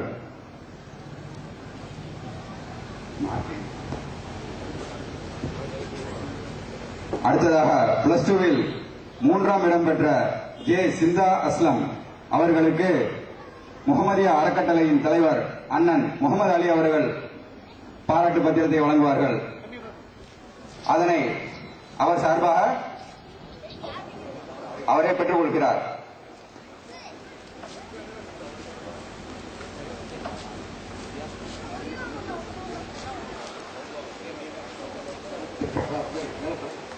அடுத்ததாக இந்த தோப்புத்துறையின் வரலாற்றினை இன்று ஆரம்பிக்கப்பட்ட தோப்புத்துறை நியூஸ்.com-இல் வெளியிடப்பட்டுள்ளது. அதனது முதல் பிரதியினை அண்ணன் எம் சுல்தானுல் ஆரிஃபின் வெளியிட அதனை எஸ் ஜெயினுதீன் ஜமாத் மன்ற செயலாளர் அவர்களை பெற்றுக்கொள்ள அன்போடு அழைக்கிறோம்.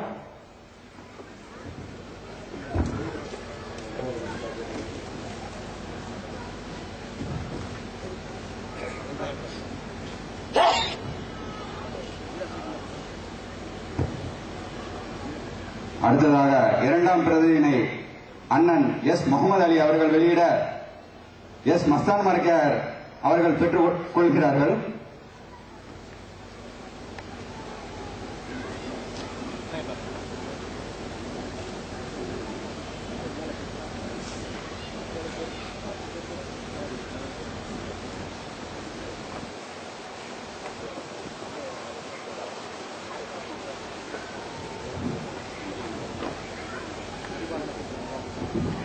அடுத்ததாக மூன்றாம் பிரதியினை பரிபாலன சங்கத்தின் சார்பாக ஏஆர் இஸ்மாயில் அவர்கள் வழங்க அதனை அண்ணன் ஏ நஜீப் அவர்கள் பெற்றுக் கொள்வார்கள்.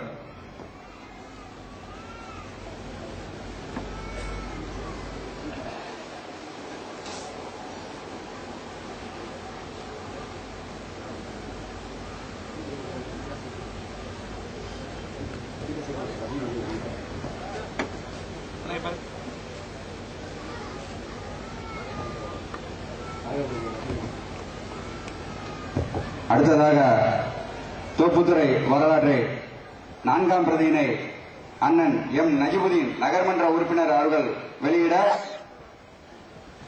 அண்ணன் மீரா சேக்குதீன் அவர்கள் நகர்மன்ற தலைவர் மூத் உறுப்பினர் பெற்றுக்கொள்ள அன்போடு மேலைக்கு அழைக்கிறோம்.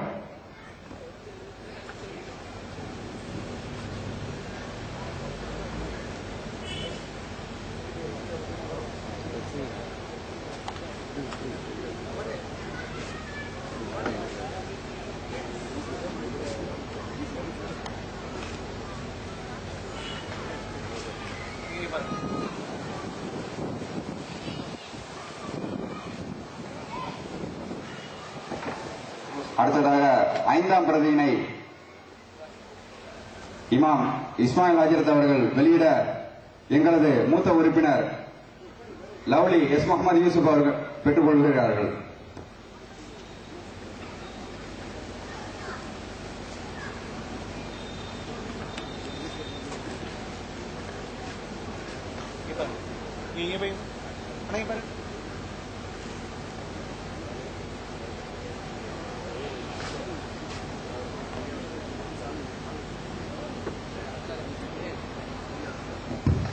அடுத்ததாக எம்எஸ்எஃப்பின் கொள்கை விளக்கம் மற்றும் இந்த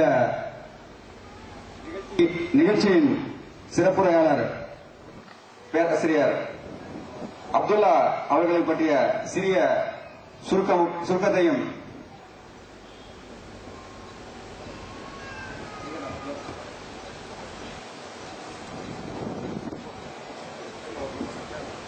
இந்த நிகழ்ச்சியின் சிறப்புரையாளர் பேராசிரியர் அப்துல்லா அவர்களுக்கு மூத்த உறுப்பினர் ஏ ரசூல் முகமது அவர்கள் பொன்னாடை அணிவிப்பார்கள்.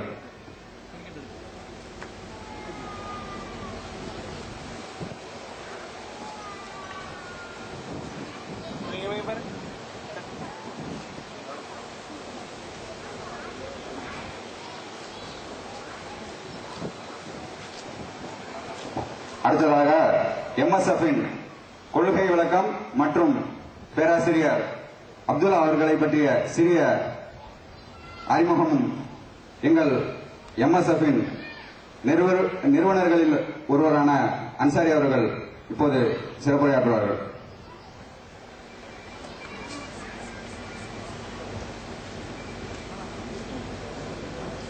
அளவற்ற அருளாளனும் நிகரற்ற அன்புடையவருமாகிய எல்லாம் வல்ல ஏக இறைவனை திருநாமத்தால் தொடங்குகின்றேன்.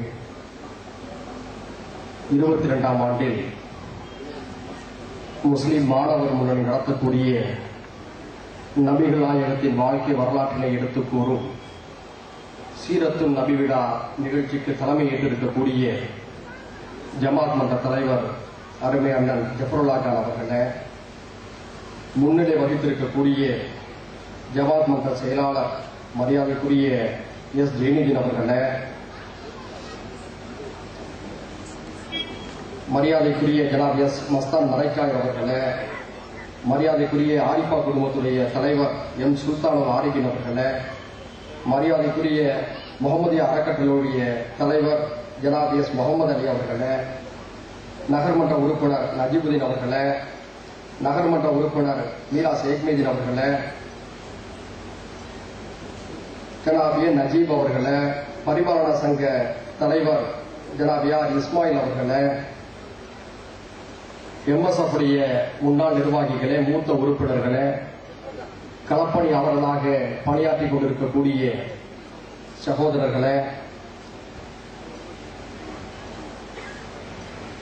சிறப்பான ஒரு உரையை ஆற்றிவிட்டு அமர்ந்திருக்கக்கூடிய நமதூர் பெரிய பள்ளிவாசலுடைய தலைமை இமாம் இஸ்மாயில் மொஹிதீன் ஃபைஜி அவர்களே, எனக்கு பின்னாலே இடைச்சியுரை ஆற்றவிருக்கக்கூடிய மரியாதைக்குரிய டாக்டர் பேராசிரியர் அப்துல்லா பெரியார் தாசன் அவர்களே, திரளாக இங்கே குழுமி இருக்கக்கூடிய சகோதர சகோதரிகளே, அஸ்ஸலாமு அலைக்கும் வரஹ்மத்துல்லாஹி வபரகாத்துஹு. தோப்புத்துறையில் எண்ணற்ற சேவைகளையும் தொலைநோக்கு திட்டங்களையும் தெளிவாக வகுத்து அதை செயல்படுத்துவதிலே மற்றவர்களுக்கெல்லாம் முன்மாதிரியாக திகழ்ந்து கொண்டிருக்கக்கூடிய இந்த முஸ்லிம் மாணவர் முன்னணி அல்லாஹ்வுடைய பெருங்கிருபையினாலே 22ஆம் ஆண்டிலே தன் வரலாற்று பயணத்தை தொடர்ந்து கொண்டிருக்கிறது. எந்ததொரு சமுதாயத்தில் இளைஞர்களும் மாணவர்களும் ஒழுங்குபடுத்தப்படுகிறார்களோ அந்த சமுதாயத்திற்கு சரியான எதிர்காலம் உண்டு என்பது விவரமடைந்த அத்தனை பேரும் ஒத்துக்கொள்ளக்கூடிய ஒரு உண்மை. 1990ஆம் ஆண்டிலே வளைகுடா யுத்தம் நடந்த பொழுது உலகத்திற்கு நான் தான் போலீஸ்காரன் என்று தன்னைத்தானே அறிவித்துக் கொண்டு உலக நாடுகளிலே பயங்கரவாத யுத்தங்களை நடத்தி கொண்டிருக்கக்கூடிய அமெரிக்கா குவைத்தை ஆக்கிரமித்த ஈராக்கின் மீது தாக்குதலை நடத்தப் போகிறோம், குவைத்திற்கு விடுதலையை பெற்றுத்தரப் போகிறோம் என்று கூறிக்கொண்டு அரபு நாடுகளை கபலீகரம் செய்வதற்காக கால் வைத்த பொழுது குவைத்துக்கும் ஈராக்கிற்கும் நடக்கக்கூடிய பிரச்சனை என்பது ஒரு சகோதரத்துவ சண்டை. பொருளாதார ரீதியாக இரண்டு நாடுகளுக்கு மத்தியிலே ஏற்பட்ட வெளி உறவு கொள்கைகளிலே ஏற்பட்ட தடுமாற்றம், இதற்கு தீர்வு காணக்கூடிய தலைமை பொறுப்பு அமெரிக்காவுக்கு கிடையாது. இதனை ஐக்கிய நாட்டு சபைதான் தீர்மானிக்க வேண்டும் என்று உலகமெங்கும் குரல் ஒலித்தது. இந்தியா போன்ற நாடுகள் அந்த நேரத்திலே நடுநிலை வகித்தன. ஆனால் ஐக்கிய நாட்டு சபையுடைய வரைமுறைகளை எல்லாம் மீறி ஈராக்கின் மீது அமெரிக்கா பாலைவன எலிகள் என்ற பெயரிலே ஒரு யுத்தத்தை தொடங்கியது. அந்த யுத்தத்தை ஏற்க மறுத்தவர்கள் இது பாலைவன எலிகள் என்ற பெயரான படையெடுப்பு அல்ல, பாலைவன படுகொலைகள் என்று உலகமெங்கும் அமெரிக்காவுக்கு எதிராக போர்க்குரலை எழுப்பினார்கள். அப்படிப்பட்ட அமெரிக்க எதிர்ப்பலைகள் ஒருபுறம், மறுபுறம் சதாமுக்கு ஆதரவான மூன்றாம் உலக நாடுகளுடைய ஆதரவு குரல்கள் என்று உலகம் பிரிந்து கிடந்த அந்த நேரத்திலே இந்தியாவில் சதாமுக்கு ஆதரவான ஒரு அலை எழுந்த பொழுது அந்த அலை தோப்புத்துறையை விட்டு வைக்கவில்லை. அப்பொழுது 10ஆம் வகுப்பு படித்துக் கொண்டிருந்த மாணவர்களாகிய நாங்கள் அத்தனை பேரும் பன்னாட்டு பயங்கரவாதத்தை கண்டிக்கும் விதமாகவும் உலகமெங்கும் அமெரிக்கா கட்டமைத்துக் கொண்டிருக்கக்கூடிய பயங்கரவாத யுத்தத்தை மக்கள் மத்தியிலே பிரச்சாரம் செய்து ஏகாதிபத்தியத்துக்கு எதிரான கருத்துக்களை விதைக்க வேண்டும் என்ற நோக்கிலும் அந்த நேரத்திலே இந்த எம்எஸ்எஃப் அமைப்பை நாங்கள் தொடங்கினோம். தொடங்கிய அந்த நேரத்தில் பல அமைப்புகள் தோப்புத்துறையிலே செயல்பட்டுக் கொண்டிருந்தன. பல்வேறு நற்பணிகளை அவர்கள் ஆற்றிக் கொண்டிருந்தார்கள். அதையெல்லாம் மறுத்துவிட முடியாது. வளைகுடா யுத்தம் முடிவுக்கு வந்த அந்த நேரத்திலே அமெரிக்க எதிர்ப்பு பிரச்சாரத்திற்காக தொடங்கப்பட்ட இந்த அமைப்பை என்ன செய்வது என்று எங்களுக்குள் ஆலோசித்த போது இந்த அமைப்புடைய நிறுவனக்குழு உறுப்பினர்களான நானாக இருக்கட்டும், நண்பர் லவுலி யூசுஃபாக இருக்கட்டும், இங்கே மக்களோடு மக்களாக உட்கார்ந்திருக்கக்கூடிய ஷேக் முஜாஹினாக இருக்கட்டும், வெளிநாடுகளிலே பணியாற்றிக் கொண்டிருக்கக்கூடிய அக்பர் ஷா, காதர் ஹுசேன் போன்றவர்கள், இஸ்மத் போன்றவர்கள், இன்னும் ஏராளமான சகோதரர்கள் வளைகுடா யுத்தத்தை நிறைவுக்கு கொண்டு வந்த ஒரு நிலையில் இதை கலைத்துவிட வேண்டாம், மக்களுடைய மாணவர்களுடைய வழிகாட்டலை முன்னிறுத்தி இன்னும் ஏராளமான பணிகளை நாம் மேற்கொள்வோம் என்று முடிவு செய்து தோப்புத்தருடைய யதார்த்த நிலையை நாங்கள் அந்த நேரத்திலே அலசி ஆராய்ந்தோம். கல்விக்கு வழிகாட்டுவதற்கு யாரும் இல்லை, கல்வி பிரச்சாரத்தை முன்னிறுத்துவதற்கான தலைமை தகுதிகளும் இல்லாத ஒரு வெற்றிடம் இந்த நேரத்திலே நமதூரிலே கல்வியை முன்னிறுத்தி நாம் பிரச்சாரம் செய்ய வேண்டும். பெண்களையும் படிப்பதற்கு ஊக்குவிக்க வேண்டும். கலாச்சாரத்தாலும் பண்பாட்டாலும் சீரழிந்து கொண்டிருக்கக்கூடிய ஒரு தலைமுறையை ஒரு நல்ல இலக்கை நோக்கி நாம் வழிநடத்த வேண்டும். மூட நம்பிக்கைகளுக்கு எதிராக இளைஞர்களுக்கு, மாணவர்களுக்கு மத்தியிலே சீர்திருத்த கருத்துக்களை வலுவாக பரப்பிட வேண்டும் என்ற உயரிய நோக்கத்தோடுதான் இந்த அமைப்பினை நாங்கள் தொடர்ந்து வழிநடத்தினோம். இதனுடைய முக்கிய கொள்கைகளாக நாங்கள் பிரச்சாரம் செய்திருப்பது, ஒன்று கல்வி பிரச்சாரம், இரண்டாவது சுற்றுச்சூழல் பாதுகாப்பு. உலகமெங்கும் புவி வெப்பமடைவதை பற்றி பெரும் பிரச்சாரங்கள் தொடங்கப்பட்டிருக்கக்கூடிய ஒரு சூழல் கடந்த 4 ஆண்டுகளாக 5 ஆண்டுகளாக தான் நீங்கள் பார்க்க முடியும். ஆனால் இந்திய அரசே சிந்திப்பதற்கு முன்னால் தோப்புத்துறையில் தான் சுற்றுச்சூழலை மையப்படுத்தி அதிகமான மரங்களை உருவாக்க வேண்டும், வளர்க்க வேண்டும். இதன் வாயிலாக எதிர்காலத்திலே தொழிற்சாலை புகைகளின் காரணமாக புவி வெப்பமடையக்கூடிய ஒரு அபாயம் இருக்கிறது. அதிகமான மரங்களை நடுவதன் மூலமாக சுற்றுச்சூழலை பாதுகாக்க முடியும் என்ற கருத்தியலை முன்னெடுத்து மரங்களை வளர்க்க வேண்டும் என்ற பிரச்சாரத்தை நாங்கள் முன்வைத்தோம். மனசாட்சி உள்ளவர்களுக்கு தெரியும், எங்களுடைய பணிகளை பார்த்துக் கொண்டிருப்பவர்களுக்கு தெரியும், நாங்கள் முன்னெடுத்த கல்வியும் சரி, சுற்றுச்சூழல் பாதுகாப்பும் சரி, இந்த தோப்புத்துறையிலே ஒரு மகத்தான மாற்றத்தை ஏற்படுத்தி இருக்கிறது என்பதை அவர்கள் ஒத்துக்கொள்வார்கள். 1990களுக்கு பின்னால் யாரெல்லாம் பிறந்தார்களோ அந்த புதிய தலைமுறையை உயர்கல்வி படிக்க வைத்த பெருமை தோப்புத்துறையிலே முஸ்லிம் மாணவர் முன்னணியை சாரும் என்பதை இந்த நேரத்திலே தன்னடக்கத்தோடு நாங்கள் தெரிவித்துக் கொள்கிறோம். இன்று தோப்புத்துறையிலே பட்டப்படிப்பு படித்தவர்கள் ஏராளம், பொறியியல் படிப்பு படித்தவர்கள் ஏராளம், டிப்ளமோ படித்தவர்கள் ஏராளம், பெண்களும் பட்டதாரிகளாக கொண்டிருக்கிறார்கள். இதுவெல்லாம் எம்எஸ்எஃப் செய்த ஒரு பிரச்சாரம். மலேசியாவிலே மகாதீர் முகமது அவர்கள் மலேசியாவை நவீனப்படுத்துவதற்காக, வலுப்படுத்துவதற்காக மலேசியா 2020 என்ற ஒரு திட்டத்தை அறிவித்தார்கள். மலாய் தெரிந்தவர்களுக்கு தெரியும், மலேசியா டூஆப்பு என்ற அந்த திட்டத்திற்கு பெயர். அந்த திட்டம் தான் மலேசியாவை உலக நாடுகளெல்லாம் கீழ்திசையை நோக்கி பார்க்கக்கூடிய ஒரு வலுவான தேசமாக உருவாக்கி காட்டியது.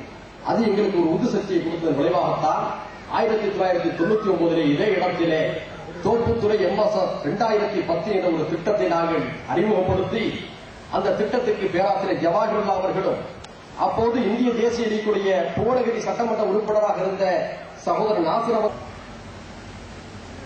இன்று பல சகோதரர்கள் வெளிநாடுகளிலிருந்து திரும்பி வரும்பொழுது நான் 1 லட்சம் ரூபாய் சம்பளத்திலே இருக்கிறேன், 50,000 ரூபாய்க்கு அதிகமாக சம்பளம் வாங்கி கொண்டிருக்கிறேன். அதற்கு காரணம் எம்எஸ்எஃப் மூலமாக நல்ல கல்லூரியை தேர்ந்தெடுத்து நீங்கள் எல்லாம் இதை இணைத்து விட்டீர்கள், நன்றாக படித்தோம், இங்கு வெளிநாடுகளில் நல்ல சம்பளத்தோடு இருக்கிறோம் என்று அவர்கள் எல்லாம் சொல்லுகின்ற பொழுது உண்மையிலேயே எல்லா போலும் இறைவனுக்கு என்பதை இந்த நேரத்திலே எங்களுடைய சகோதரர்களுடைய சகாக்கள் உறுப்பினர்களின் சார்பாக இந்த அவையிலே பதிவு செய்ய கடமைப்பட்டிருக்கின்றோம். யோசித்து பாருங்கள், எந்த ஆடம்பரமும் இல்லாத ஒரு நிகழ்ச்சி, 400க்கும் மேற்பட்ட பெண்கள் பெருந்திரளாக விரும்பியிருக்கிறார்கள். பொதுவாக தோப்புத்துறையிலே ஒரு 50 பேரை தெருவுக்கு கொண்டு வந்து வைத்து ஒரு பொதுக்கூட்டத்தை ஏற்பாடு செய்து கேட்க வைப்பது என்பது சிரமமான ஒன்று. ஆனால் ஒரு பெருந்திரளான ஆண்கள் கூட்டம், பணிகளை பார்த்துக் கொண்டிருக்கக்கூடிய இளைஞர்களையும் மாணவர்களையும் பாருங்கள். இந்த அமைப்பு உருவான காரணத்தினால்தான் தண்ணி அடிக்காத இளைஞர்கள், மது அருந்தாத இளைஞர்கள் எங்களுக்கு நாளை அணிந்திருக்கிறார்கள். தொழுகையின் பக்கம் செல்லக்கூடிய இளைஞர்கள் அணிந்திருக்கிறார்கள். தவறுகளை கண்டித்து ஒதுங்கிக் கொள்ளக்கூடிய இளைஞர்கள் எங்களுக்கு பின்னால் தந்திருக்கிறார்கள். இது எல்லாம் வல்ல இறைவனுடைய கிருபையினால் நடந்த ஒன்று. அதிலே எங்களுடைய பங்களிப்புகள் இருக்கின்றன. இந்த இளைஞர்களை நாங்கள் பக்குவப்படுத்தியிருக்கிறோம், இந்த மாணவர்களை நாங்கள் ஒழுங்குபடுத்தியிருக்கின்றோம். இன்னும் ஏராளமான திட்டமுடன் எங்களுக்கு இருந்து கொண்டிருக்கின்றன. எந்த ஊரிலும் இல்லாத அளவுக்கு கல்வியை முன்னிறுத்தி தொப்புத்துறையில் தான் இந்த மாற்றம் நிகழ்ந்திருக்கிறது. சமீபத்தில் ஒரு தொழிலதிபர் சென்னையிலே நான் சந்திக்க நேர்ந்தது. ஓஎஸ் தோட்டத்திலே அவருடைய இல்லம். பல்வேறு விஷயங்களை பற்றி பேசிக் கொண்டிருக்கிறேன். மேத்தா அவருடைய ஒரு கவிதை வெளியிட்டு விழா குறித்து அவருடைய ஒரு உரையாடல். அப்போது சொல்கிறார், நாங்கள் முத்துப்பேட்டையிலே சில மாற்றங்களை செய்ய வேண்டும் என்று சொன்ன பொழுது தோப்புத்துறையிலே எம்எஸ்எஃப் என்ன செய்து கொண்டிருக்கிறது என்பதை அவர் சொன்ன பொழுது அவர் ஆச்சரியப்பட்டு போனார். உடனடியாக ஒரு இணையதளத்தை தொடங்கி இதனால் நீங்கள் வெளியிடுங்கள், மற்ற ஊர் ஜமாத்தார்கள் இதை பார்த்து இது போன்ற எல்லா ஊர்களிலும் இளைஞர்களை ஒழுங்குபடுத்தட்டும் என்று சொன்னார்கள். அதனுடைய விளைவாகத்தான் இந்த தோப்புத்துறை நியூஸ் என்ற தினந்தோறும் செய்தியை வெளியிடக்கூடிய ஒரு இணையதளத்தையும் எம்எஸ்எஃப் வரலாறு சொல்லக்கூடிய ஒரு அற்புதமான வாய்ப்பையும் இன்றைய நிகழ்வில் நாங்கள் தொடங்கி வைத்திருக்கின்றோம். எத்தனை இளைஞர்கள் பாருங்கள்.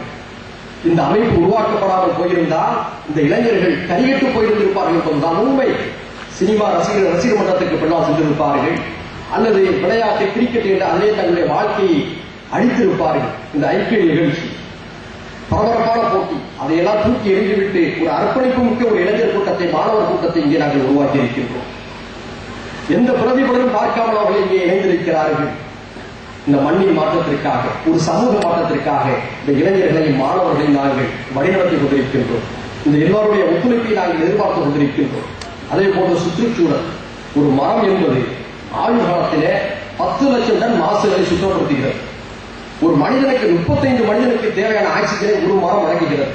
மரத்துடைய அருமை புரியாமல் மரங்களை வெட்டி வீசிக் கொண்டிருக்கிறோம். நபிகள் நாயகம் ஸல்லல்லாஹு அலைஹி வஸல்லம் அவர்கள் சொன்னார்கள், போர்க்களத்தில் கூட நிழல் தரும் கனிதரும் மரங்களை வெட்டி விடாதீர்கள் என்று அறிவுறுத்தினார்கள். இந்த உலகமே மரம் நடுவதை பற்றி பேசிக் கொண்டிருக்கிறது. இன்று தெருமுழுக்க ஏராளமான மரக்கன்றுகள், ஒன்று நாங்கள் வைத்த மரக்கன்றுகள், அல்லது நாங்கள் செய்த பிரச்சாரத்தினால் அவரவர்களே வீட்டு வாசலை வைத்துக் கொண்டிருந்த மரங்கள். தோப்புத்துறை சமீபத்தில் அதிராம்பட்டினத்தை சேர்ந்த சகோதரர் அன்சாரி அவர்கள் வந்திருக்கிறார்கள். ஊருடைய அழகை பார்க்கணும் சொன்னார்கள், ஒரு பசுமையாக இருக்கிறது என்று சொன்னார்கள். இன்னொரு சிலர் உட்கார்ந்திருக்கிறார். மற்ற ஊர்க்காரர்கள் பார்த்து நம் ஊரில் இருந்து பாடம் படிக்கக்கூடிய அளவுக்கு இந்த இளைஞர்கள் பல மாற்றத்தை நம் மண்ணிலே செயல்படுத்தியிருக்கிறார்கள். ஏராளமான கனவு திட்டங்களை எங்களிடம் இருக்கின்றன. பல இளைஞர்களை நாங்கள் படிக்க வைத்திருக்கின்றோம். படிக்க வைத்திருப்பது மட்டுமல்ல, பல மாணவர்களை கல்லூரியிலே சேர்த்து விடுவதோடு எங்களுடைய பணி முடிவதல்ல, கல்லூரியிலே அவர்கள் சரியாக படிக்கிறார்கள் என்பதை நாங்கள் கவனிக்கிறோம். இது ஏராளமான இளைஞர்கள் படித்துவிட்டு சென்னையிலே முகாமிட்டு இருக்கிறார்கள். அவர்கள் தங்குவதற்காக இன்ஷா அல்லாஹ் விரைவிலே சென்னையிலே தோப்புத்துறை எம்எஸ்எஃப் விடுதி என்ற பெயரில் ஒன்று நாங்கள் திறப்பதற்காக இருக்கிறோம். இந்த ஊரை சேர்ந்த நன்கொடையாளர்கள் செல்வந்தர்களுக்கு நீங்கள் ஆதரவு தர வேண்டும். எங்களால் திட்டங்களை தான் போட முடியும். இந்த இளைஞர்கள் அதற்காக பணியாற்றுவார்கள். நன்கொடைகளை, நிதிகளை செல்வந்தர்களும் சமூக ஆர்வலர்களும் தான் தந்து உதவ வேண்டும். அது மட்டுமல்ல, எதிர்காலத்தில் எங்களை இன்னொரு திட்டம், நிறைய பேரை படிக்க வைக்கின்றோம். ஆனால் பலர் வெளியே சொல்ல முடியாமல், கல்வி கட்டணத்தை கட்ட முடியாமல் தவித்துக் கொண்டிருக்கிறார்கள். இதற்கு ஒரு நிரந்தர தீர்வு காண வேண்டும் என்ற அடிப்படையிலே எம்எஸ்எஃப் சார்பிலே ஒரு பைத்துல் மாலை உருவாக்க வேண்டும். அந்த பைத்துல் மால் மூலமாக இந்த ஊரிலே படிக்கக்கூடிய ஆர்வம் இருந்து கல்வி கட்டணம் கட்ட முடியாத எத்தனையோ சகோதர சகோதரர்களுடைய அந்த வேதனையை போக்க வேண்டும் என்ற எண்ணமும் எங்களிடம் இருக்கிறது. எல்லாம் உள்ள இறைவன் எங்களுடைய அந்த எண்ணத்தை கபூல் செய்ய வேண்டும் என்று நீங்கள் அத்தனை பேரும் பிரார்த்திக்க வேண்டும் என்று நாங்கள் கேட்டுக்கொள்கிறோம். எண்ணற்ற பணிகளை, குறிப்பாக சமூக நல்லிணக்கம், இந்தியா என்பது வேற்றுமையில் ஒற்றுமை என்ற பராமரித்துக் கொண்ட ஒரு தேசம். இந்த மண்ணிலே இந்துக்களும், முஸ்லிம்களும், கிறிஸ்தவர்களும், பௌத்த சமுதாய மக்களும், சீக்கியர்களும் அண்ணன் தம்பிகளாக வாழ்ந்து கொண்டிருக்கக்கூடிய ஒரு அற்புதமான ஒரு தேசம். இந்த தேசத்திலே சிறுபான்மை மக்களிலே மிக பெரும்பான்மையாக 22 கோடி முஸ்லிம்கள் இந்த மண்ணிலே வாழ்ந்து கொண்டிருக்கின்றோம். முஸ்லிம்களுக்கு எதிரான அவதூறு பிரச்சாரங்களை ஆதிக்க மீடியாக்கள், முஸ்லிம்கள் என்றாலே தீவிரவாதிகள், அவன் தொப்பி அணிந்திருந்தால் அவன் பயங்கரவாதி, தாடி வைத்திருந்தால் அவன் தீவிரவாதி என்று சொல்லக்கூடிய ஒரு மோசமான பிரச்சாரம் உலகமெங்கும், அது பிபிசியாக இருக்கட்டும், CNN இருக்கட்டும், அல்லது தமிழ்நாட்டில் இருக்கக்கூடிய தினமலர் போன்ற பத்திரிகைகளாக இருக்கட்டும், திட்டமிட்டு, அதுவும் குறிப்பாக உங்களுக்கு எல்லாம் தெரியும், நாடறிந்த பாப்பான் என்று சொல்வார்கள், துக்ளக் ஷோவுடைய பெரியாரி எதிர்ப்பு, அண்ணாவுடைய அண்ணாயிசம் எதிர்ப்பு, திராவிட எதிர்ப்பு, தமிழ் தேசிய எதிர்ப்பு என்ற வரிசையிலே முஸ்லிம்கள் எதிர்ப்பும் துக்ளக் ஷோவுக்கு ஊறி போன ஒன்று. இவருடைய தவறான பிரச்சாரங்களின் காரணமாக திராவிட இயக்கவாதிகள் பாதிக்கப்பட்டிருக்கிறார்கள், தமிழ் தேசிய சிந்தனையாளர்கள் பாதிக்கப்பட்டிருக்கிறார்கள், குறிப்பாக முஸ்லிம்கள் அதிகமாக பாதிக்கப்பட்டிருக்கிறார்கள். இந்த நேரத்தில் தான் நாங்கள் சொல்கிறோம், இஸ்லாம் என்பது இந்த மண்ணுக்கு இறக்குமதியான ஒரு அற்புதமான கொள்கை. அறிஞர் அண்ணா அவருடைய ஒளியை சொன்னால், ஒரு மீனாது விழாவை அறிஞர் அண்ணா அவர்கள் பேசினார்கள். என்ன பேசினார்கள் என்று சொன்னால், இஸ்லாம் இந்த மண்ணுக்கு எப்படி வந்தது, தமிழர்கள் எப்படி இஸ்லாத்தை ஏற்றுக்கொண்டார்கள் என்பதை பற்றி குறிப்பிடுகின்ற போது அவர் சொன்னார், தொட்டிலேயே அழுது கொண்டிருக்கக்கூடிய ஒரு குழந்தை தன் தாயை பார்த்ததும் அழுகையை நிறுத்தி அவள் மார்போடு கட்டியணைத்து மகிழ்வதைப் போல இஸ்லாம் இந்த மண்ணுக்கு வந்ததை தமிழர்கள் ஆரத்தரையில் ஏற்றுக்கொண்டார்கள் என்று தன்னுடைய அழகு தமிழிலே விவரித்தார்கள் பேரறிஞர் அண்ணா அவர்கள். பெரியார் அவர்கள் சொன்னார்கள், பார்ப்பன எதிர்ப்பு ஆதிக்க எதிர்ப்பு தகர்க்கப்பட வேண்டும் என்று சொன்னார்.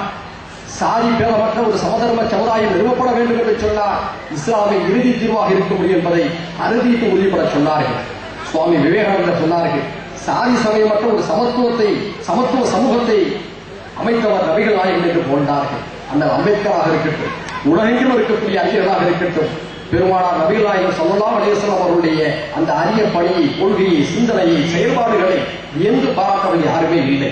அந்த இனிய கொள்கைகளை நம்மோடு சுற்றி வாழ்ந்திருக்கக்கூடிய மக்களுக்கு மத்தியிலே நம்முடைய கண்ணியமான அணுகுமுறைகளின் மூலமாக எடுத்து வைக்கக்கூடிய ஒரு பணியை இந்த மனிதன் நாம் செய்து கொண்டிருக்கின்றோம். ஏராளமான சகோதர சமுதாய மக்களை தேடி நபிகள் நாயகத்துடைய ஹதீஸ்களை தாருங்கள், திருக்குர்ஆனுடைய மொழிபெயர்ப்பை தாருங்கள் என்று கேட்கும் போதெல்லாம் எந்த விளம்பரமும் இன்றி அந்த பணிகளை செய்து கொண்டிருக்கின்றோம். இஸ்லாம் பயங்கரவாதத்தை போதிக்கிறதா, முஸ்லிம்கள் எல்லாம் தீவிரவாதிகளா என்று அவர்கள் கேள்வி கேட்கின்ற பொழுது உணர்ச்சி வசப்படாமல் உண்மை நிலவரத்தை எடுத்துக் கொள்கிறோம்.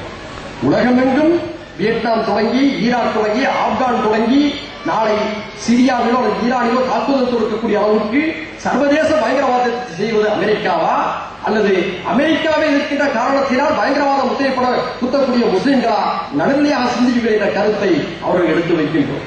இந்த மண்ணிலே இந்துக்களும் முஸ்லிம்களும் ஒற்றுமையாக வாழ்ந்து கொண்டிருக்கின்ற பொழுது மதவெறியை கிளப்புவது யார், சாதி வெறியை கிளப்புவது யார்?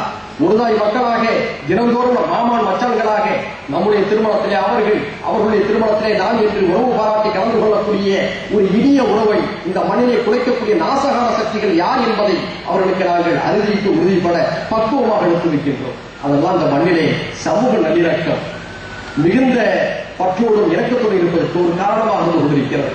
பெண்களுக்கு மத்தியிலே ஒரு கல்வி விழிப்புணர்ச்சி வேண்டும். காரணம், ஒரு தவறான ஒரு போதனை இருக்கிறது. இஸ்லாம் பெண்களை அடிமைப்படுத்துகிறது. இஸ்லாத்தை தவிர பெண்களுக்கு சுதந்திரத்தையும் விடுதலை சிந்தனையும் கொடுத்த ஒரு மார்க்கம் இந்த மண்ணிலே எதுவும் இருக்க முடியாது. ஆனால் பல உண்மைகள் தெரியவில்லை. ஒரு பெண் பரதா அணிந்திருக்கின்ற காரணத்தினாலே அவர் அடிமையாக நடத்தப்படுகிறார் என்ற தவறான பிரச்சாரம் உலகம் நடத்தப்பட்டுக் கொண்டிருக்கிறது. நாம் சொன்னோம், பெண்தான் இஸ்லாத்திலே உரிய மரியாதைக்குரியவள். தாயின் காவலிலே சொர்க்கம் இருக்கிறது என்று சொன்ன மார்க்கம் இஸ்லாம். இந்த மார்க்கம் அவர் சொல்லவில்லை. பிரான்சிலும் இங்கிலாந்திலும் ஐரோப்பிய நாடுகளிலும் பெண்களுக்கு ஓட்டுரிமை கொடுப்பதை பற்றி 20ஆம் நூற்றாண்டில் தான் சிந்தித்தார்கள். ஆனால் இஸ்லாம் 14 நூற்றாண்டுகளுக்கு முன்பாகவே பெண்களுக்கு தந்தையின் சொத்திலே பங்கிருக்கிறது என்று சொன்ன மார்க்கம். இப்படி பெண்களுக்கு இஸ்லாம் சொல்லக்கூடிய எத்தனையோ வழிமுறைகள் எல்லாம் மறைக்கப்பட்டிருக்கின்ற பொழுது பெண்களுக்கு மத்தியிலும் ஆண்களுக்கு மத்தியிலும் இத்தகைய விழிப்புணர்வு பிரச்சாரத்தை எம்எஸ்எஃப் சார்பாக இது போன்ற நிகழ்ச்சிகளின் வாயிலாக நாம் செய்திருக்கின்றோம். இன்னும் ஏராளமான விஷயங்களை நாம் செய்து கொண்டிருக்கக்கூடிய இந்த நிலையிலே இந்த ஊர் மக்களுடைய ஆதரவு நமக்கு எப்போதும் போல் இன்னும் அதிகமாக தேவைப்படுகிறது. இந்த இளைஞர்கள் எல்லா வகையிலும் வழிநடத்தப்பட வேண்டும். இன்னும் நம்முடைய அமைப்பில் இணையாமல் தான் தோண்டித்தனமாக சுற்றிக் கொண்டிருக்கக்கூடிய இளைஞர்களை கூட நாங்கள் சந்தித்து அவர்களை ஒழுங்குபடுத்தப்பட வேண்டும், சரியான முறையில் வழிநடத்தப்பட வேண்டும் என்ற பிரச்சாரத்தை செய்து கொண்டிருக்கின்றோம். இன்று ஏராளமான அமைப்பிலே பணியாற்றியவர்கள் நிர்வாக ரீதியாக சிறந்தவர்களாக இருக்கிறார்கள். நான் சாதாரணமாக போஸ்டர் ஊட்டி சாதாரணமாக இந்த இளைஞர்களோடு பணியாற்றி இன்று ஒரு முக்கியமான ஒரு அரசியல் கட்சியை பொதுச் செயலாளராக உயர்ந்திருக்கிறேன் என்று சொன்னால் எம்எஸ்எஃப்லே நான் பெற்ற அனுபவம். இன்று எத்தனையோ தொழிலதிபர்களுக்கு எம்எஸ்எஃப்லே பணியாற்றிய சகோதரர்கள் இளம் தொழிலதிபர்களாக, மிகச்சிறந்த அலுவலக அதிகாரிகளாக, மிகச்சிறந்த நிர்வாக திறன் உள்ளவர்களாக உலக நாடுகள் எங்கும் பணியாற்றிக் கொண்டிருக்கிறார்கள். அதற்கு எம்எஸ்எஃப்ல அவர்கள் பெற்ற நிர்வாக அனுபவங்கள். இந்த நிகழ்ச்சியை நடத்த நான் எந்த பங்கையும் செய்யவில்லை. அதிகபட்சம் டாக்டர் அவர்களை சென்னையில சந்தித்து அழைத்ததை தவிர என்னுடைய உழைப்பு எதுவும் இல்லை. இங்கு எந்த விளம்பரமும் இல்லாமல் தான் உழைத்ததற்கான எந்த பலனையும் எதிர்பார்க்காமல் 50க்கும் மேற்பட்ட என்னுடைய மாணவர்கள் இளைஞர்கள் இருக்கிறார்களே, அவருடைய உழைப்பு, அவர்களை நாங்கள் அந்த அளவுக்கு பக்குவப்படுத்தியிருக்கிறோம். இந்த துண்டு பிரசுரத்தில் கூட எங்களை யாருடைய பேரும் இருக்கிறார். இந்த துண்டு பிரசுரத்தில் கூட எங்களை யாருடைய பேரை பார்க்க முடியாது. காரணம், இந்த உலகத்தில புகழும் விளம்பரமும் அதிகரிக்கின்ற காரணத்தினாலே பல அரிய பணிகள் கிட்ட நாசமாக்கப்படுகின்றன. அந்த விஷயத்தை எடுத்துச் சொல்லி புகழுக்காக விளம்பரத்துக்காக எதையும் செய்யக்கூடாது. இந்த மண்ணிலே சமூக மாற்றத்தை ஏற்படுத்தப்பட வேண்டும். மறுமையில் இதற்கான கூலி இறைவனிடம் கிடைக்கும் என்ற நம்பிக்கையோடு அவர்களை வழிநடத்திக் கொண்டிருக்கின்றோம். அத்தகைய ஒரு சிறந்த இயக்கம் விரைவிலே இன்ஷா அல்லாஹ் வெள்ளி விழா காணவிருக்கிறது. 25ஆம் ஆண்டை தொடர்பிருக்கின்றோம். அது ஒரு பிரமாண்டமான ஒரு நிகழ்ச்சியாக செய்யக்கூடிய திட்டமிடல் இப்போதே எங்களுடைய சிந்தனையை முடித்திருக்கிறது. தொடர்ந்து இது போன்ற நிகழ்ச்சிகளை நடத்த வேண்டும் என்று விரும்புகின்றோம். பெண்களுக்கான பயான் விளம்பரம், மாணவர்களுக்கு மாணவர்களுக்கான கல்வி வழிகாட்டல்கள் ஒருபுறம், இன்னும் சொல்ல போனால் கவுன்சிலிங் நிறைய தேவைப்படுகிறது. அதற்கான மனதத்துவ நிகழ்வுகளை நாம் நடத்தக்கூடிய ஒரு சூழலை நாம் கையெழுத்துக் கொண்டிருக்கின்றோம். எதிர்காலத்திலே எங்களுடைய பணிகள் சிறந்த முறையிலே நடத்துவதற்கு நீங்கள் அத்தனை பேரும் ஒத்துழைப்புகளை தாருங்கள். எல்லாம் உள்ள இறைவனிடம் இந்த சகோதரர்கள் அத்தனை பேருடைய உழைப்புக்காகவும் நன்னெறிக்காகவும் நீங்கள் துவா செய்யுங்கள் என்ற இடத்தை கேட்டுக்கொண்டு இந்த நிகழ்ச்சிக்கு டாக்டர் பெரியார்தாசன் அவர்கள் வருகை இருக்கிறார்கள். பெரியார்தாசன் என்று சொல்லி எனக்கு பழக்கமாகிவிட்டது. சரியாக சொல்வதா அப்துல்லா பெரியார்தாசன் நினைவிருக்கிறது. 1998ஆம் ஆண்டு சென்னை புதுக்கல்லூரில் நான் பயின்று கொண்டிருந்த பொழுது தேனீக்கள் என்ற மாணவர் மன்றத்தை பேராசிரியர் இன்குலாப் அவர்களின் தலைமையில் நடத்திக் கொண்டிருந்தோம். அந்த நேரத்திலே கருத்தம்மா என்ற பாரதிராஜா அவருடைய படம் வெளியாக இருந்தது. அதிலே நம்முடைய டாக்டர் அவர்கள் ஒரு முக்கியமான கதாபாத்திரத்தை நடத்தியிருப்பார்கள். டாக்டர் அவர்களை பற்றி விவரம் அறிந்தவர்களுக்கு தெரியும். குறைந்தபட்சம் 4 அல்லது 5 மணி நேரம் மேடைகளிலே பேசி பல சாதனைகளை நிகழ்த்தியவர்கள். திராவிட இயக்க மேடைகள், தமிழ் தேசிய மேடைகள், இலக்கிய மேடைகள், பட்டிமன்றங்கள், சிறுபான்மை ஒடுக்கப்பட்ட மக்களுடைய நிகழ்வுகள் என்று அவர் ஏறாத மேடைகள் இல்லை என்று சொல்லிவிடலாம். ஆனால் அதையெல்லாம் சொல்லி நாங்கள் அவரை அறிமுகப்படுத்தாமல் அங்கே கருத்தம்மா புகழ் பேராசிரியர் பெரியார்தாசன் பேசுகிறார் என்று நாங்கள் அழைப்புதலில் போட்டிருந்தோம். வேடிக்கையாற்றினார்கள். இவருடைய எல்லா சிந்தனைகளையும் பின்னுக்கு தள்ளிவிட்டு கருத்தம்மா என்ற ஒரு திரைப்படத்திலே நடித்ததை இங்கு முதன்மைப்படுத்தி என்ன நியாயம் என்று கேட்டார்கள். இந்த வேளையை அவரை பார்க்கின்ற போது அந்த கல்லூரி ஞாபகம் எனக்கு நினைவுக்கு வந்தது.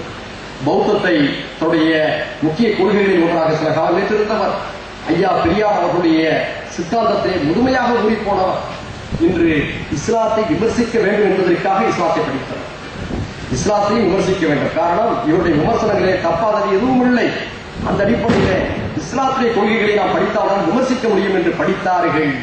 பாருங்கள் எப்படி நம்முடைய வரலாற்றை பார்க்கின்ற பொழுது திருக்குர்ஆன் நபிகள் நாயகத்தை வெட்டுவேன் என்று வீர் கொண்டு எடுத்து வந்த உமர் அவர்கள் திருக்குர்ஆனுடைய அந்த சங்கநாதத்தை கேட்ட பிறகு இஸ்லாத்தை ஏற்ற அரிய நிகழ்வை நாம் அறிந்திருக்கின்றோம். அதுபோல் இஸ்லாத்தை விமர்சிக்க வேண்டும் என்பதற்காக நம்முடைய நூல்களை வாசித்தவரை இஸ்லாம் ரப்புல் ஆலமீன் இஸ்லாத்தை ஏற்று அப்துல்லா என்று மாறக்கூடியவராக ஆக்கியிருக்கின்றார்.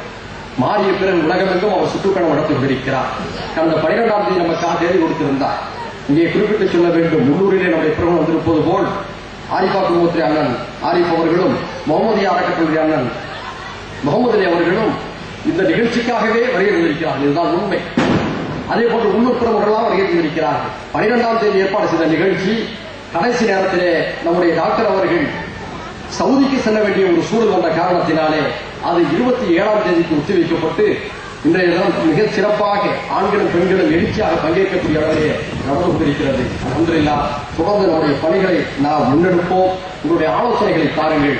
சென்னையிலே நாம் தொடங்கக்கூடிய விடுதியை பற்றி நான் விரிவாக நாம் உட்கார்ந்து பேசி நம் ஊரில் யார் வந்தாலும் இங்கு எந்த லாஜியும் தங்கக்கூடாது, அந்த விடுதியில் வந்து தங்கினாலே போதும் என்ற ஒரு நிலையை நாம் ஏற்படுத்த வேண்டும். படித்துக் கொண்டிருக்கக்கூடிய மாணவர்களும் சரி, படித்து முடித்துவிட்டு வேலை தரக்கூடிய இளைஞர்களும் சரி, அந்த தோப்புத்துறை எம்எஸ்எஃப் விடுதியிலே தங்கி நம் ஊருடைய நம்முடைய ஜமாத்துடைய சென்னை அலுவலகமாக செயல்பட வேண்டும் என்ற நோக்கத்திலே அதை நாம் தொடங்கி வழிநடத்த வேண்டும் என்ற ஆவண நேரத்தில் மீண்டும் மீண்டும் பதிவு செய்து உங்களுக்கெல்லாம் நான் கேட்கக்கூடிய கோரிக்கை என்னவென்று சொன்னால், ஒரு வேலை போட்டு கூடினோம் கலைஞர் என்று இருக்கக்கூடாது. சில மன உறுதிமொழிகள் எடுத்துக்கொள்ள வேண்டும். ஆண்களாக இருந்தாலும் சரி, பெண்களாக இருந்தாலும் சரி, வட்டிக்கு எதிராக போராடக்கூடியவர்களாக நீங்கள் உருவாக வேண்டும். வட்டி இந்த சமூகத்தை நாசப்படுத்திக் கொண்டிருக்கிறது. நபிகள் நாயகம் ஸல்லல்லாஹு அலைஹி வஸல்லம் அவர்கள் அறவே தடை செய்த ஒன்று வட்டி. வட்டியை வாங்கி உண்டு கொண்டு தொடுவதனாலோ வழிபாடுகளில் ஈடுபடுவதனாலோ நாம் மறுமையில சொர்க்கத்தை நுழைந்துவிட முடியாது. அந்த வட்டியை எதிர்க்கக்கூடியவர்களாக நாம் உருவாக வேண்டும். வட்டிக்கு எதிர்ப்பாக போராடக்கூடியவர்களாக உருவாக வேண்டும். உலகம் எங்கு வட்டிக்கு எதிரான பிரச்சாரம் உங்களுக்கு தெரியும். வால் ஸ்ட்ரீட் போராட்டம் உலகம் எங்கு நடந்து கொண்டிருந்தது. அந்த நேரத்திலே இங்கிலாந்தை சேர்ந்த ஒரு கிறிஸ்தவ பெண்மணி ஒரு வெள்ளை காட்டுகிறார். there is alternative in Islam. there is alternative in Islam. இஸ்லாமிய வங்கி முறையை அமல்படுத்துங்கள், வட்டியை தடை செய்யுங்கள் என்று சொன்னார்கள். இன்று சீனா முன்னேறி கொண்டிருக்கிறது என்று சொன்னால், சவுதி தொடர்ந்து தன் பொருளாதாரத்தை தக்க வைத்திருக்கிறது என்று சொன்னால், சவுதியிலும் சீனாவிலும் வட்டி தடை செய்யப்பட்டிருக்கிறது. நாங்கள் கூட பா சிதம்பரத்தை ஒரு நிகழ்வில் சந்தித்து பேசிய போது சொன்னோம், நீங்கள் வட்டி இல்லா வங்கி இந்த மண்ணிலே தொடங்குவதற்கு அனுமதி தாருங்கள் என்று சொன்னோம். அவர் நிதித்துறை அமைச்சராக இருந்த போது. காரணம், வட்டி இல்லா வங்கி தொடங்கப்பட்டால் முஸ்லிம்களுடைய பொருளாதாரம் சரியான முறையில் சேமிக்கப்படும். முஸ்லிம் அல்லாதவர்களும் அதை நாடி வருவார்கள். உதாரணத்திற்கு மலேசியாவிலே வட்டி இல்லா வங்கி நடந்து கொண்டிருக்கிறது. அங்கே முஸ்லிம்களை போல் முஸ்லிம் அல்லாத சீனர்களும் இந்து சமுதாயத்தைச் சேர்ந்தவர்களும் யாழ்ப்பாண தமிழர்களும் அந்த வங்கியிலே முதலீடு செய்யக்கூடிய நிலையை நாம் பார்க்கிறோம். எனவே இந்த மண்ணுக்கு வட்டியில்லா பொருளாதார கொள்கை, வட்டியில்லா வங்கி வர வேண்டும் என்ற ஒரு தாக்கம் எழுந்து கொடுக்கக்கூடிய இந்த நிலையிலே நம்மூர் மக்கள் வட்டியிலிருந்து தங்களை அப்புறப்படுத்திக் கொள்ள வேண்டும் என்ற வேண்டுகோளை இந்த நிகழ்ச்சியின் வாயிலாக வைக்கிறோம். அடுத்து வரதட்சணை கொடுமைகள், வரதட்சணை வாங்க மாட்டோம் என்று சொல்லிக் கொண்டு மறைமுகமாக வாங்கக்கூடிய எண்ணிக்கை பெருகிவிட்டது. இந்த ஊரிலே பல ஆடம்பரங்கள் இன்று மாறி இருக்கின்றன. சீர்திருத்த இயக்கங்கள் கிளம்பியதன் விளைவாகத்தான் இரவு திருமணங்கள் இன்று பகல் திருமணங்களாக மாறி இருக்கின்றன. தேவையற்ற நிகழ்ச்சிகள் எல்லாம் குறைக்கப்பட்டு ஒரு நல்ல ஆரோக்கியமான மாற்றம் ஏற்பட்டிருக்கிறது. அது முழுமையான மாற்றம் அல்ல. முழுமையான மாற்றத்துக்கு நாம் எல்லோரும் தயாராக வேண்டும். நாமும் எல்லோரும் முழுமையாக மாற வேண்டும். நாம் எல்லோருமே முழுமையாக மாறிவிட்டோம் என்று சொன்னால் ஓரளவு மாறி இருக்கிறோம். நாம் உட்பட நாம் எல்லோரும் முழுமையாக மாற வேண்டும். வரதட்சணையை நேரடியாகவும் மறைமுகமாகவும் நாம் ஊக்குவிக்கக் கூடாது என்ற எண்ணத்தை தொடர்ந்து இந்த மண்ணிலே இளைஞர்களின் மத்தியிலே பிரதிபலிக்க வேண்டும். அடுத்ததாக நம்மோடு வாழ்ந்து கொண்டிருக்கக்கூடிய சகோதர சமுதாய மக்கள், தெற்கே போனால் அவர்கள் முகத்திலே தான் வெடிக்க வேண்டும், வடக்கே சென்றால் அவர்கள் முகத்திலே தான் வெடிக்க வேண்டும். சகோதர சமுதாயத்தோடு நாம் வாழ்ந்து கொண்டிருக்கின்ற பொழுது நம்முடைய நடவடிக்கைகளின் காரணமாக, நம்முடைய அணுகுமுறைகளின் காரணமாக முஸ்லிம்கள் என்றால் நல்லவர்கள், கண்ணியமானவர்கள், ஒழுக்கமானவர்கள், கொடுக்கல் வாங்கலிலே சிறந்தவர்கள் என்ற ஒரு நல்ல எண்ணத்தை உருவாக்க வேண்டும். அத்தகைய நடைமுறை தாவா, அணுகுமுறை தாவா நம் ஒவ்வொருவருக்கும் இருக்க வேண்டும் என்ற கோரிக்கையை முன்வைத்து இந்த மண்ணிலே மாற்றங்களை ஏற்படுத்துவதற்கு எல்லாம் உள்ள ரபுல் ஆலமீனின் உதவியோடு எல்லா விதமான பணிகளையும் முன்னெடுப்போம். சின்ன சின்ன கருத்து வேறுபாடுகள் இருக்கலாம், சின்ன சின்ன பேதைகள் இருக்கலாம். கருத்து வேறுபாடுகள் இல்லாமல் ஒற்றை உலகத்தை யாராலும் உருவாக்க முடியாது. ஆனால் வேற்றுமையில் ஒற்றுமை என்ற அந்த கருத்தை முன்னெடுத்து நாம் அத்தனை பேரும் மண்ணின் மாற்றத்திற்காக, இந்த நாட்டின் மாற்றத்திற்காக, சமூக மாற்றம் மட்டுமல்ல, நாம் பிறந்த அந்த தாய் நாட்டுடைய முன்னேற்றத்திற்காக நாம் பணியாற்ற வேண்டும் என்ற உறுதிமொழி எடுத்துக்கொண்டு கடைசியாக ஒரு வேண்டுகோள். இந்த ஊரிலே யாராவது ஐஏஎஸ் படிப்பதற்கு நீங்கள் விரும்பினால், அது ஆணாக இருந்தாலும் சரி, பெண்ணாக இருந்தாலும் சரி, விடுதி செலவு உட்பட அனைத்து செலவையும் இன்ஷா அல்லாஹ் MSF ஏற்றுக்கொள்ளும் என்ற அறிவிப்பை இந்த மேடையிலே வெளியிட்டு வாய்ப்பளித்த அத்தனை பேருக்கும், இந்த இளைஞர்கள் மாணவர்கள் அத்தனை பேருடைய உழைப்பையும் அங்கீகரிக்கும் விதமாக வருகை தந்த சகோதர சகோதரி அத்தனை பேருக்கும் இந்த நேரத்தில் நன்றியை ஒருமுறை கூறிக்கொண்டு என்னுடைய உரையை நான் நிறைவு செய்கிறேன். நன்றி. வாகிரதான அல்ஹம்துலில்லாஹி ரப்பில் ஆலமீன். அஸ்ஸலாமு அலைக்கும் வரஹ்மத்துல்லாஹி வபரகாத்துஹு.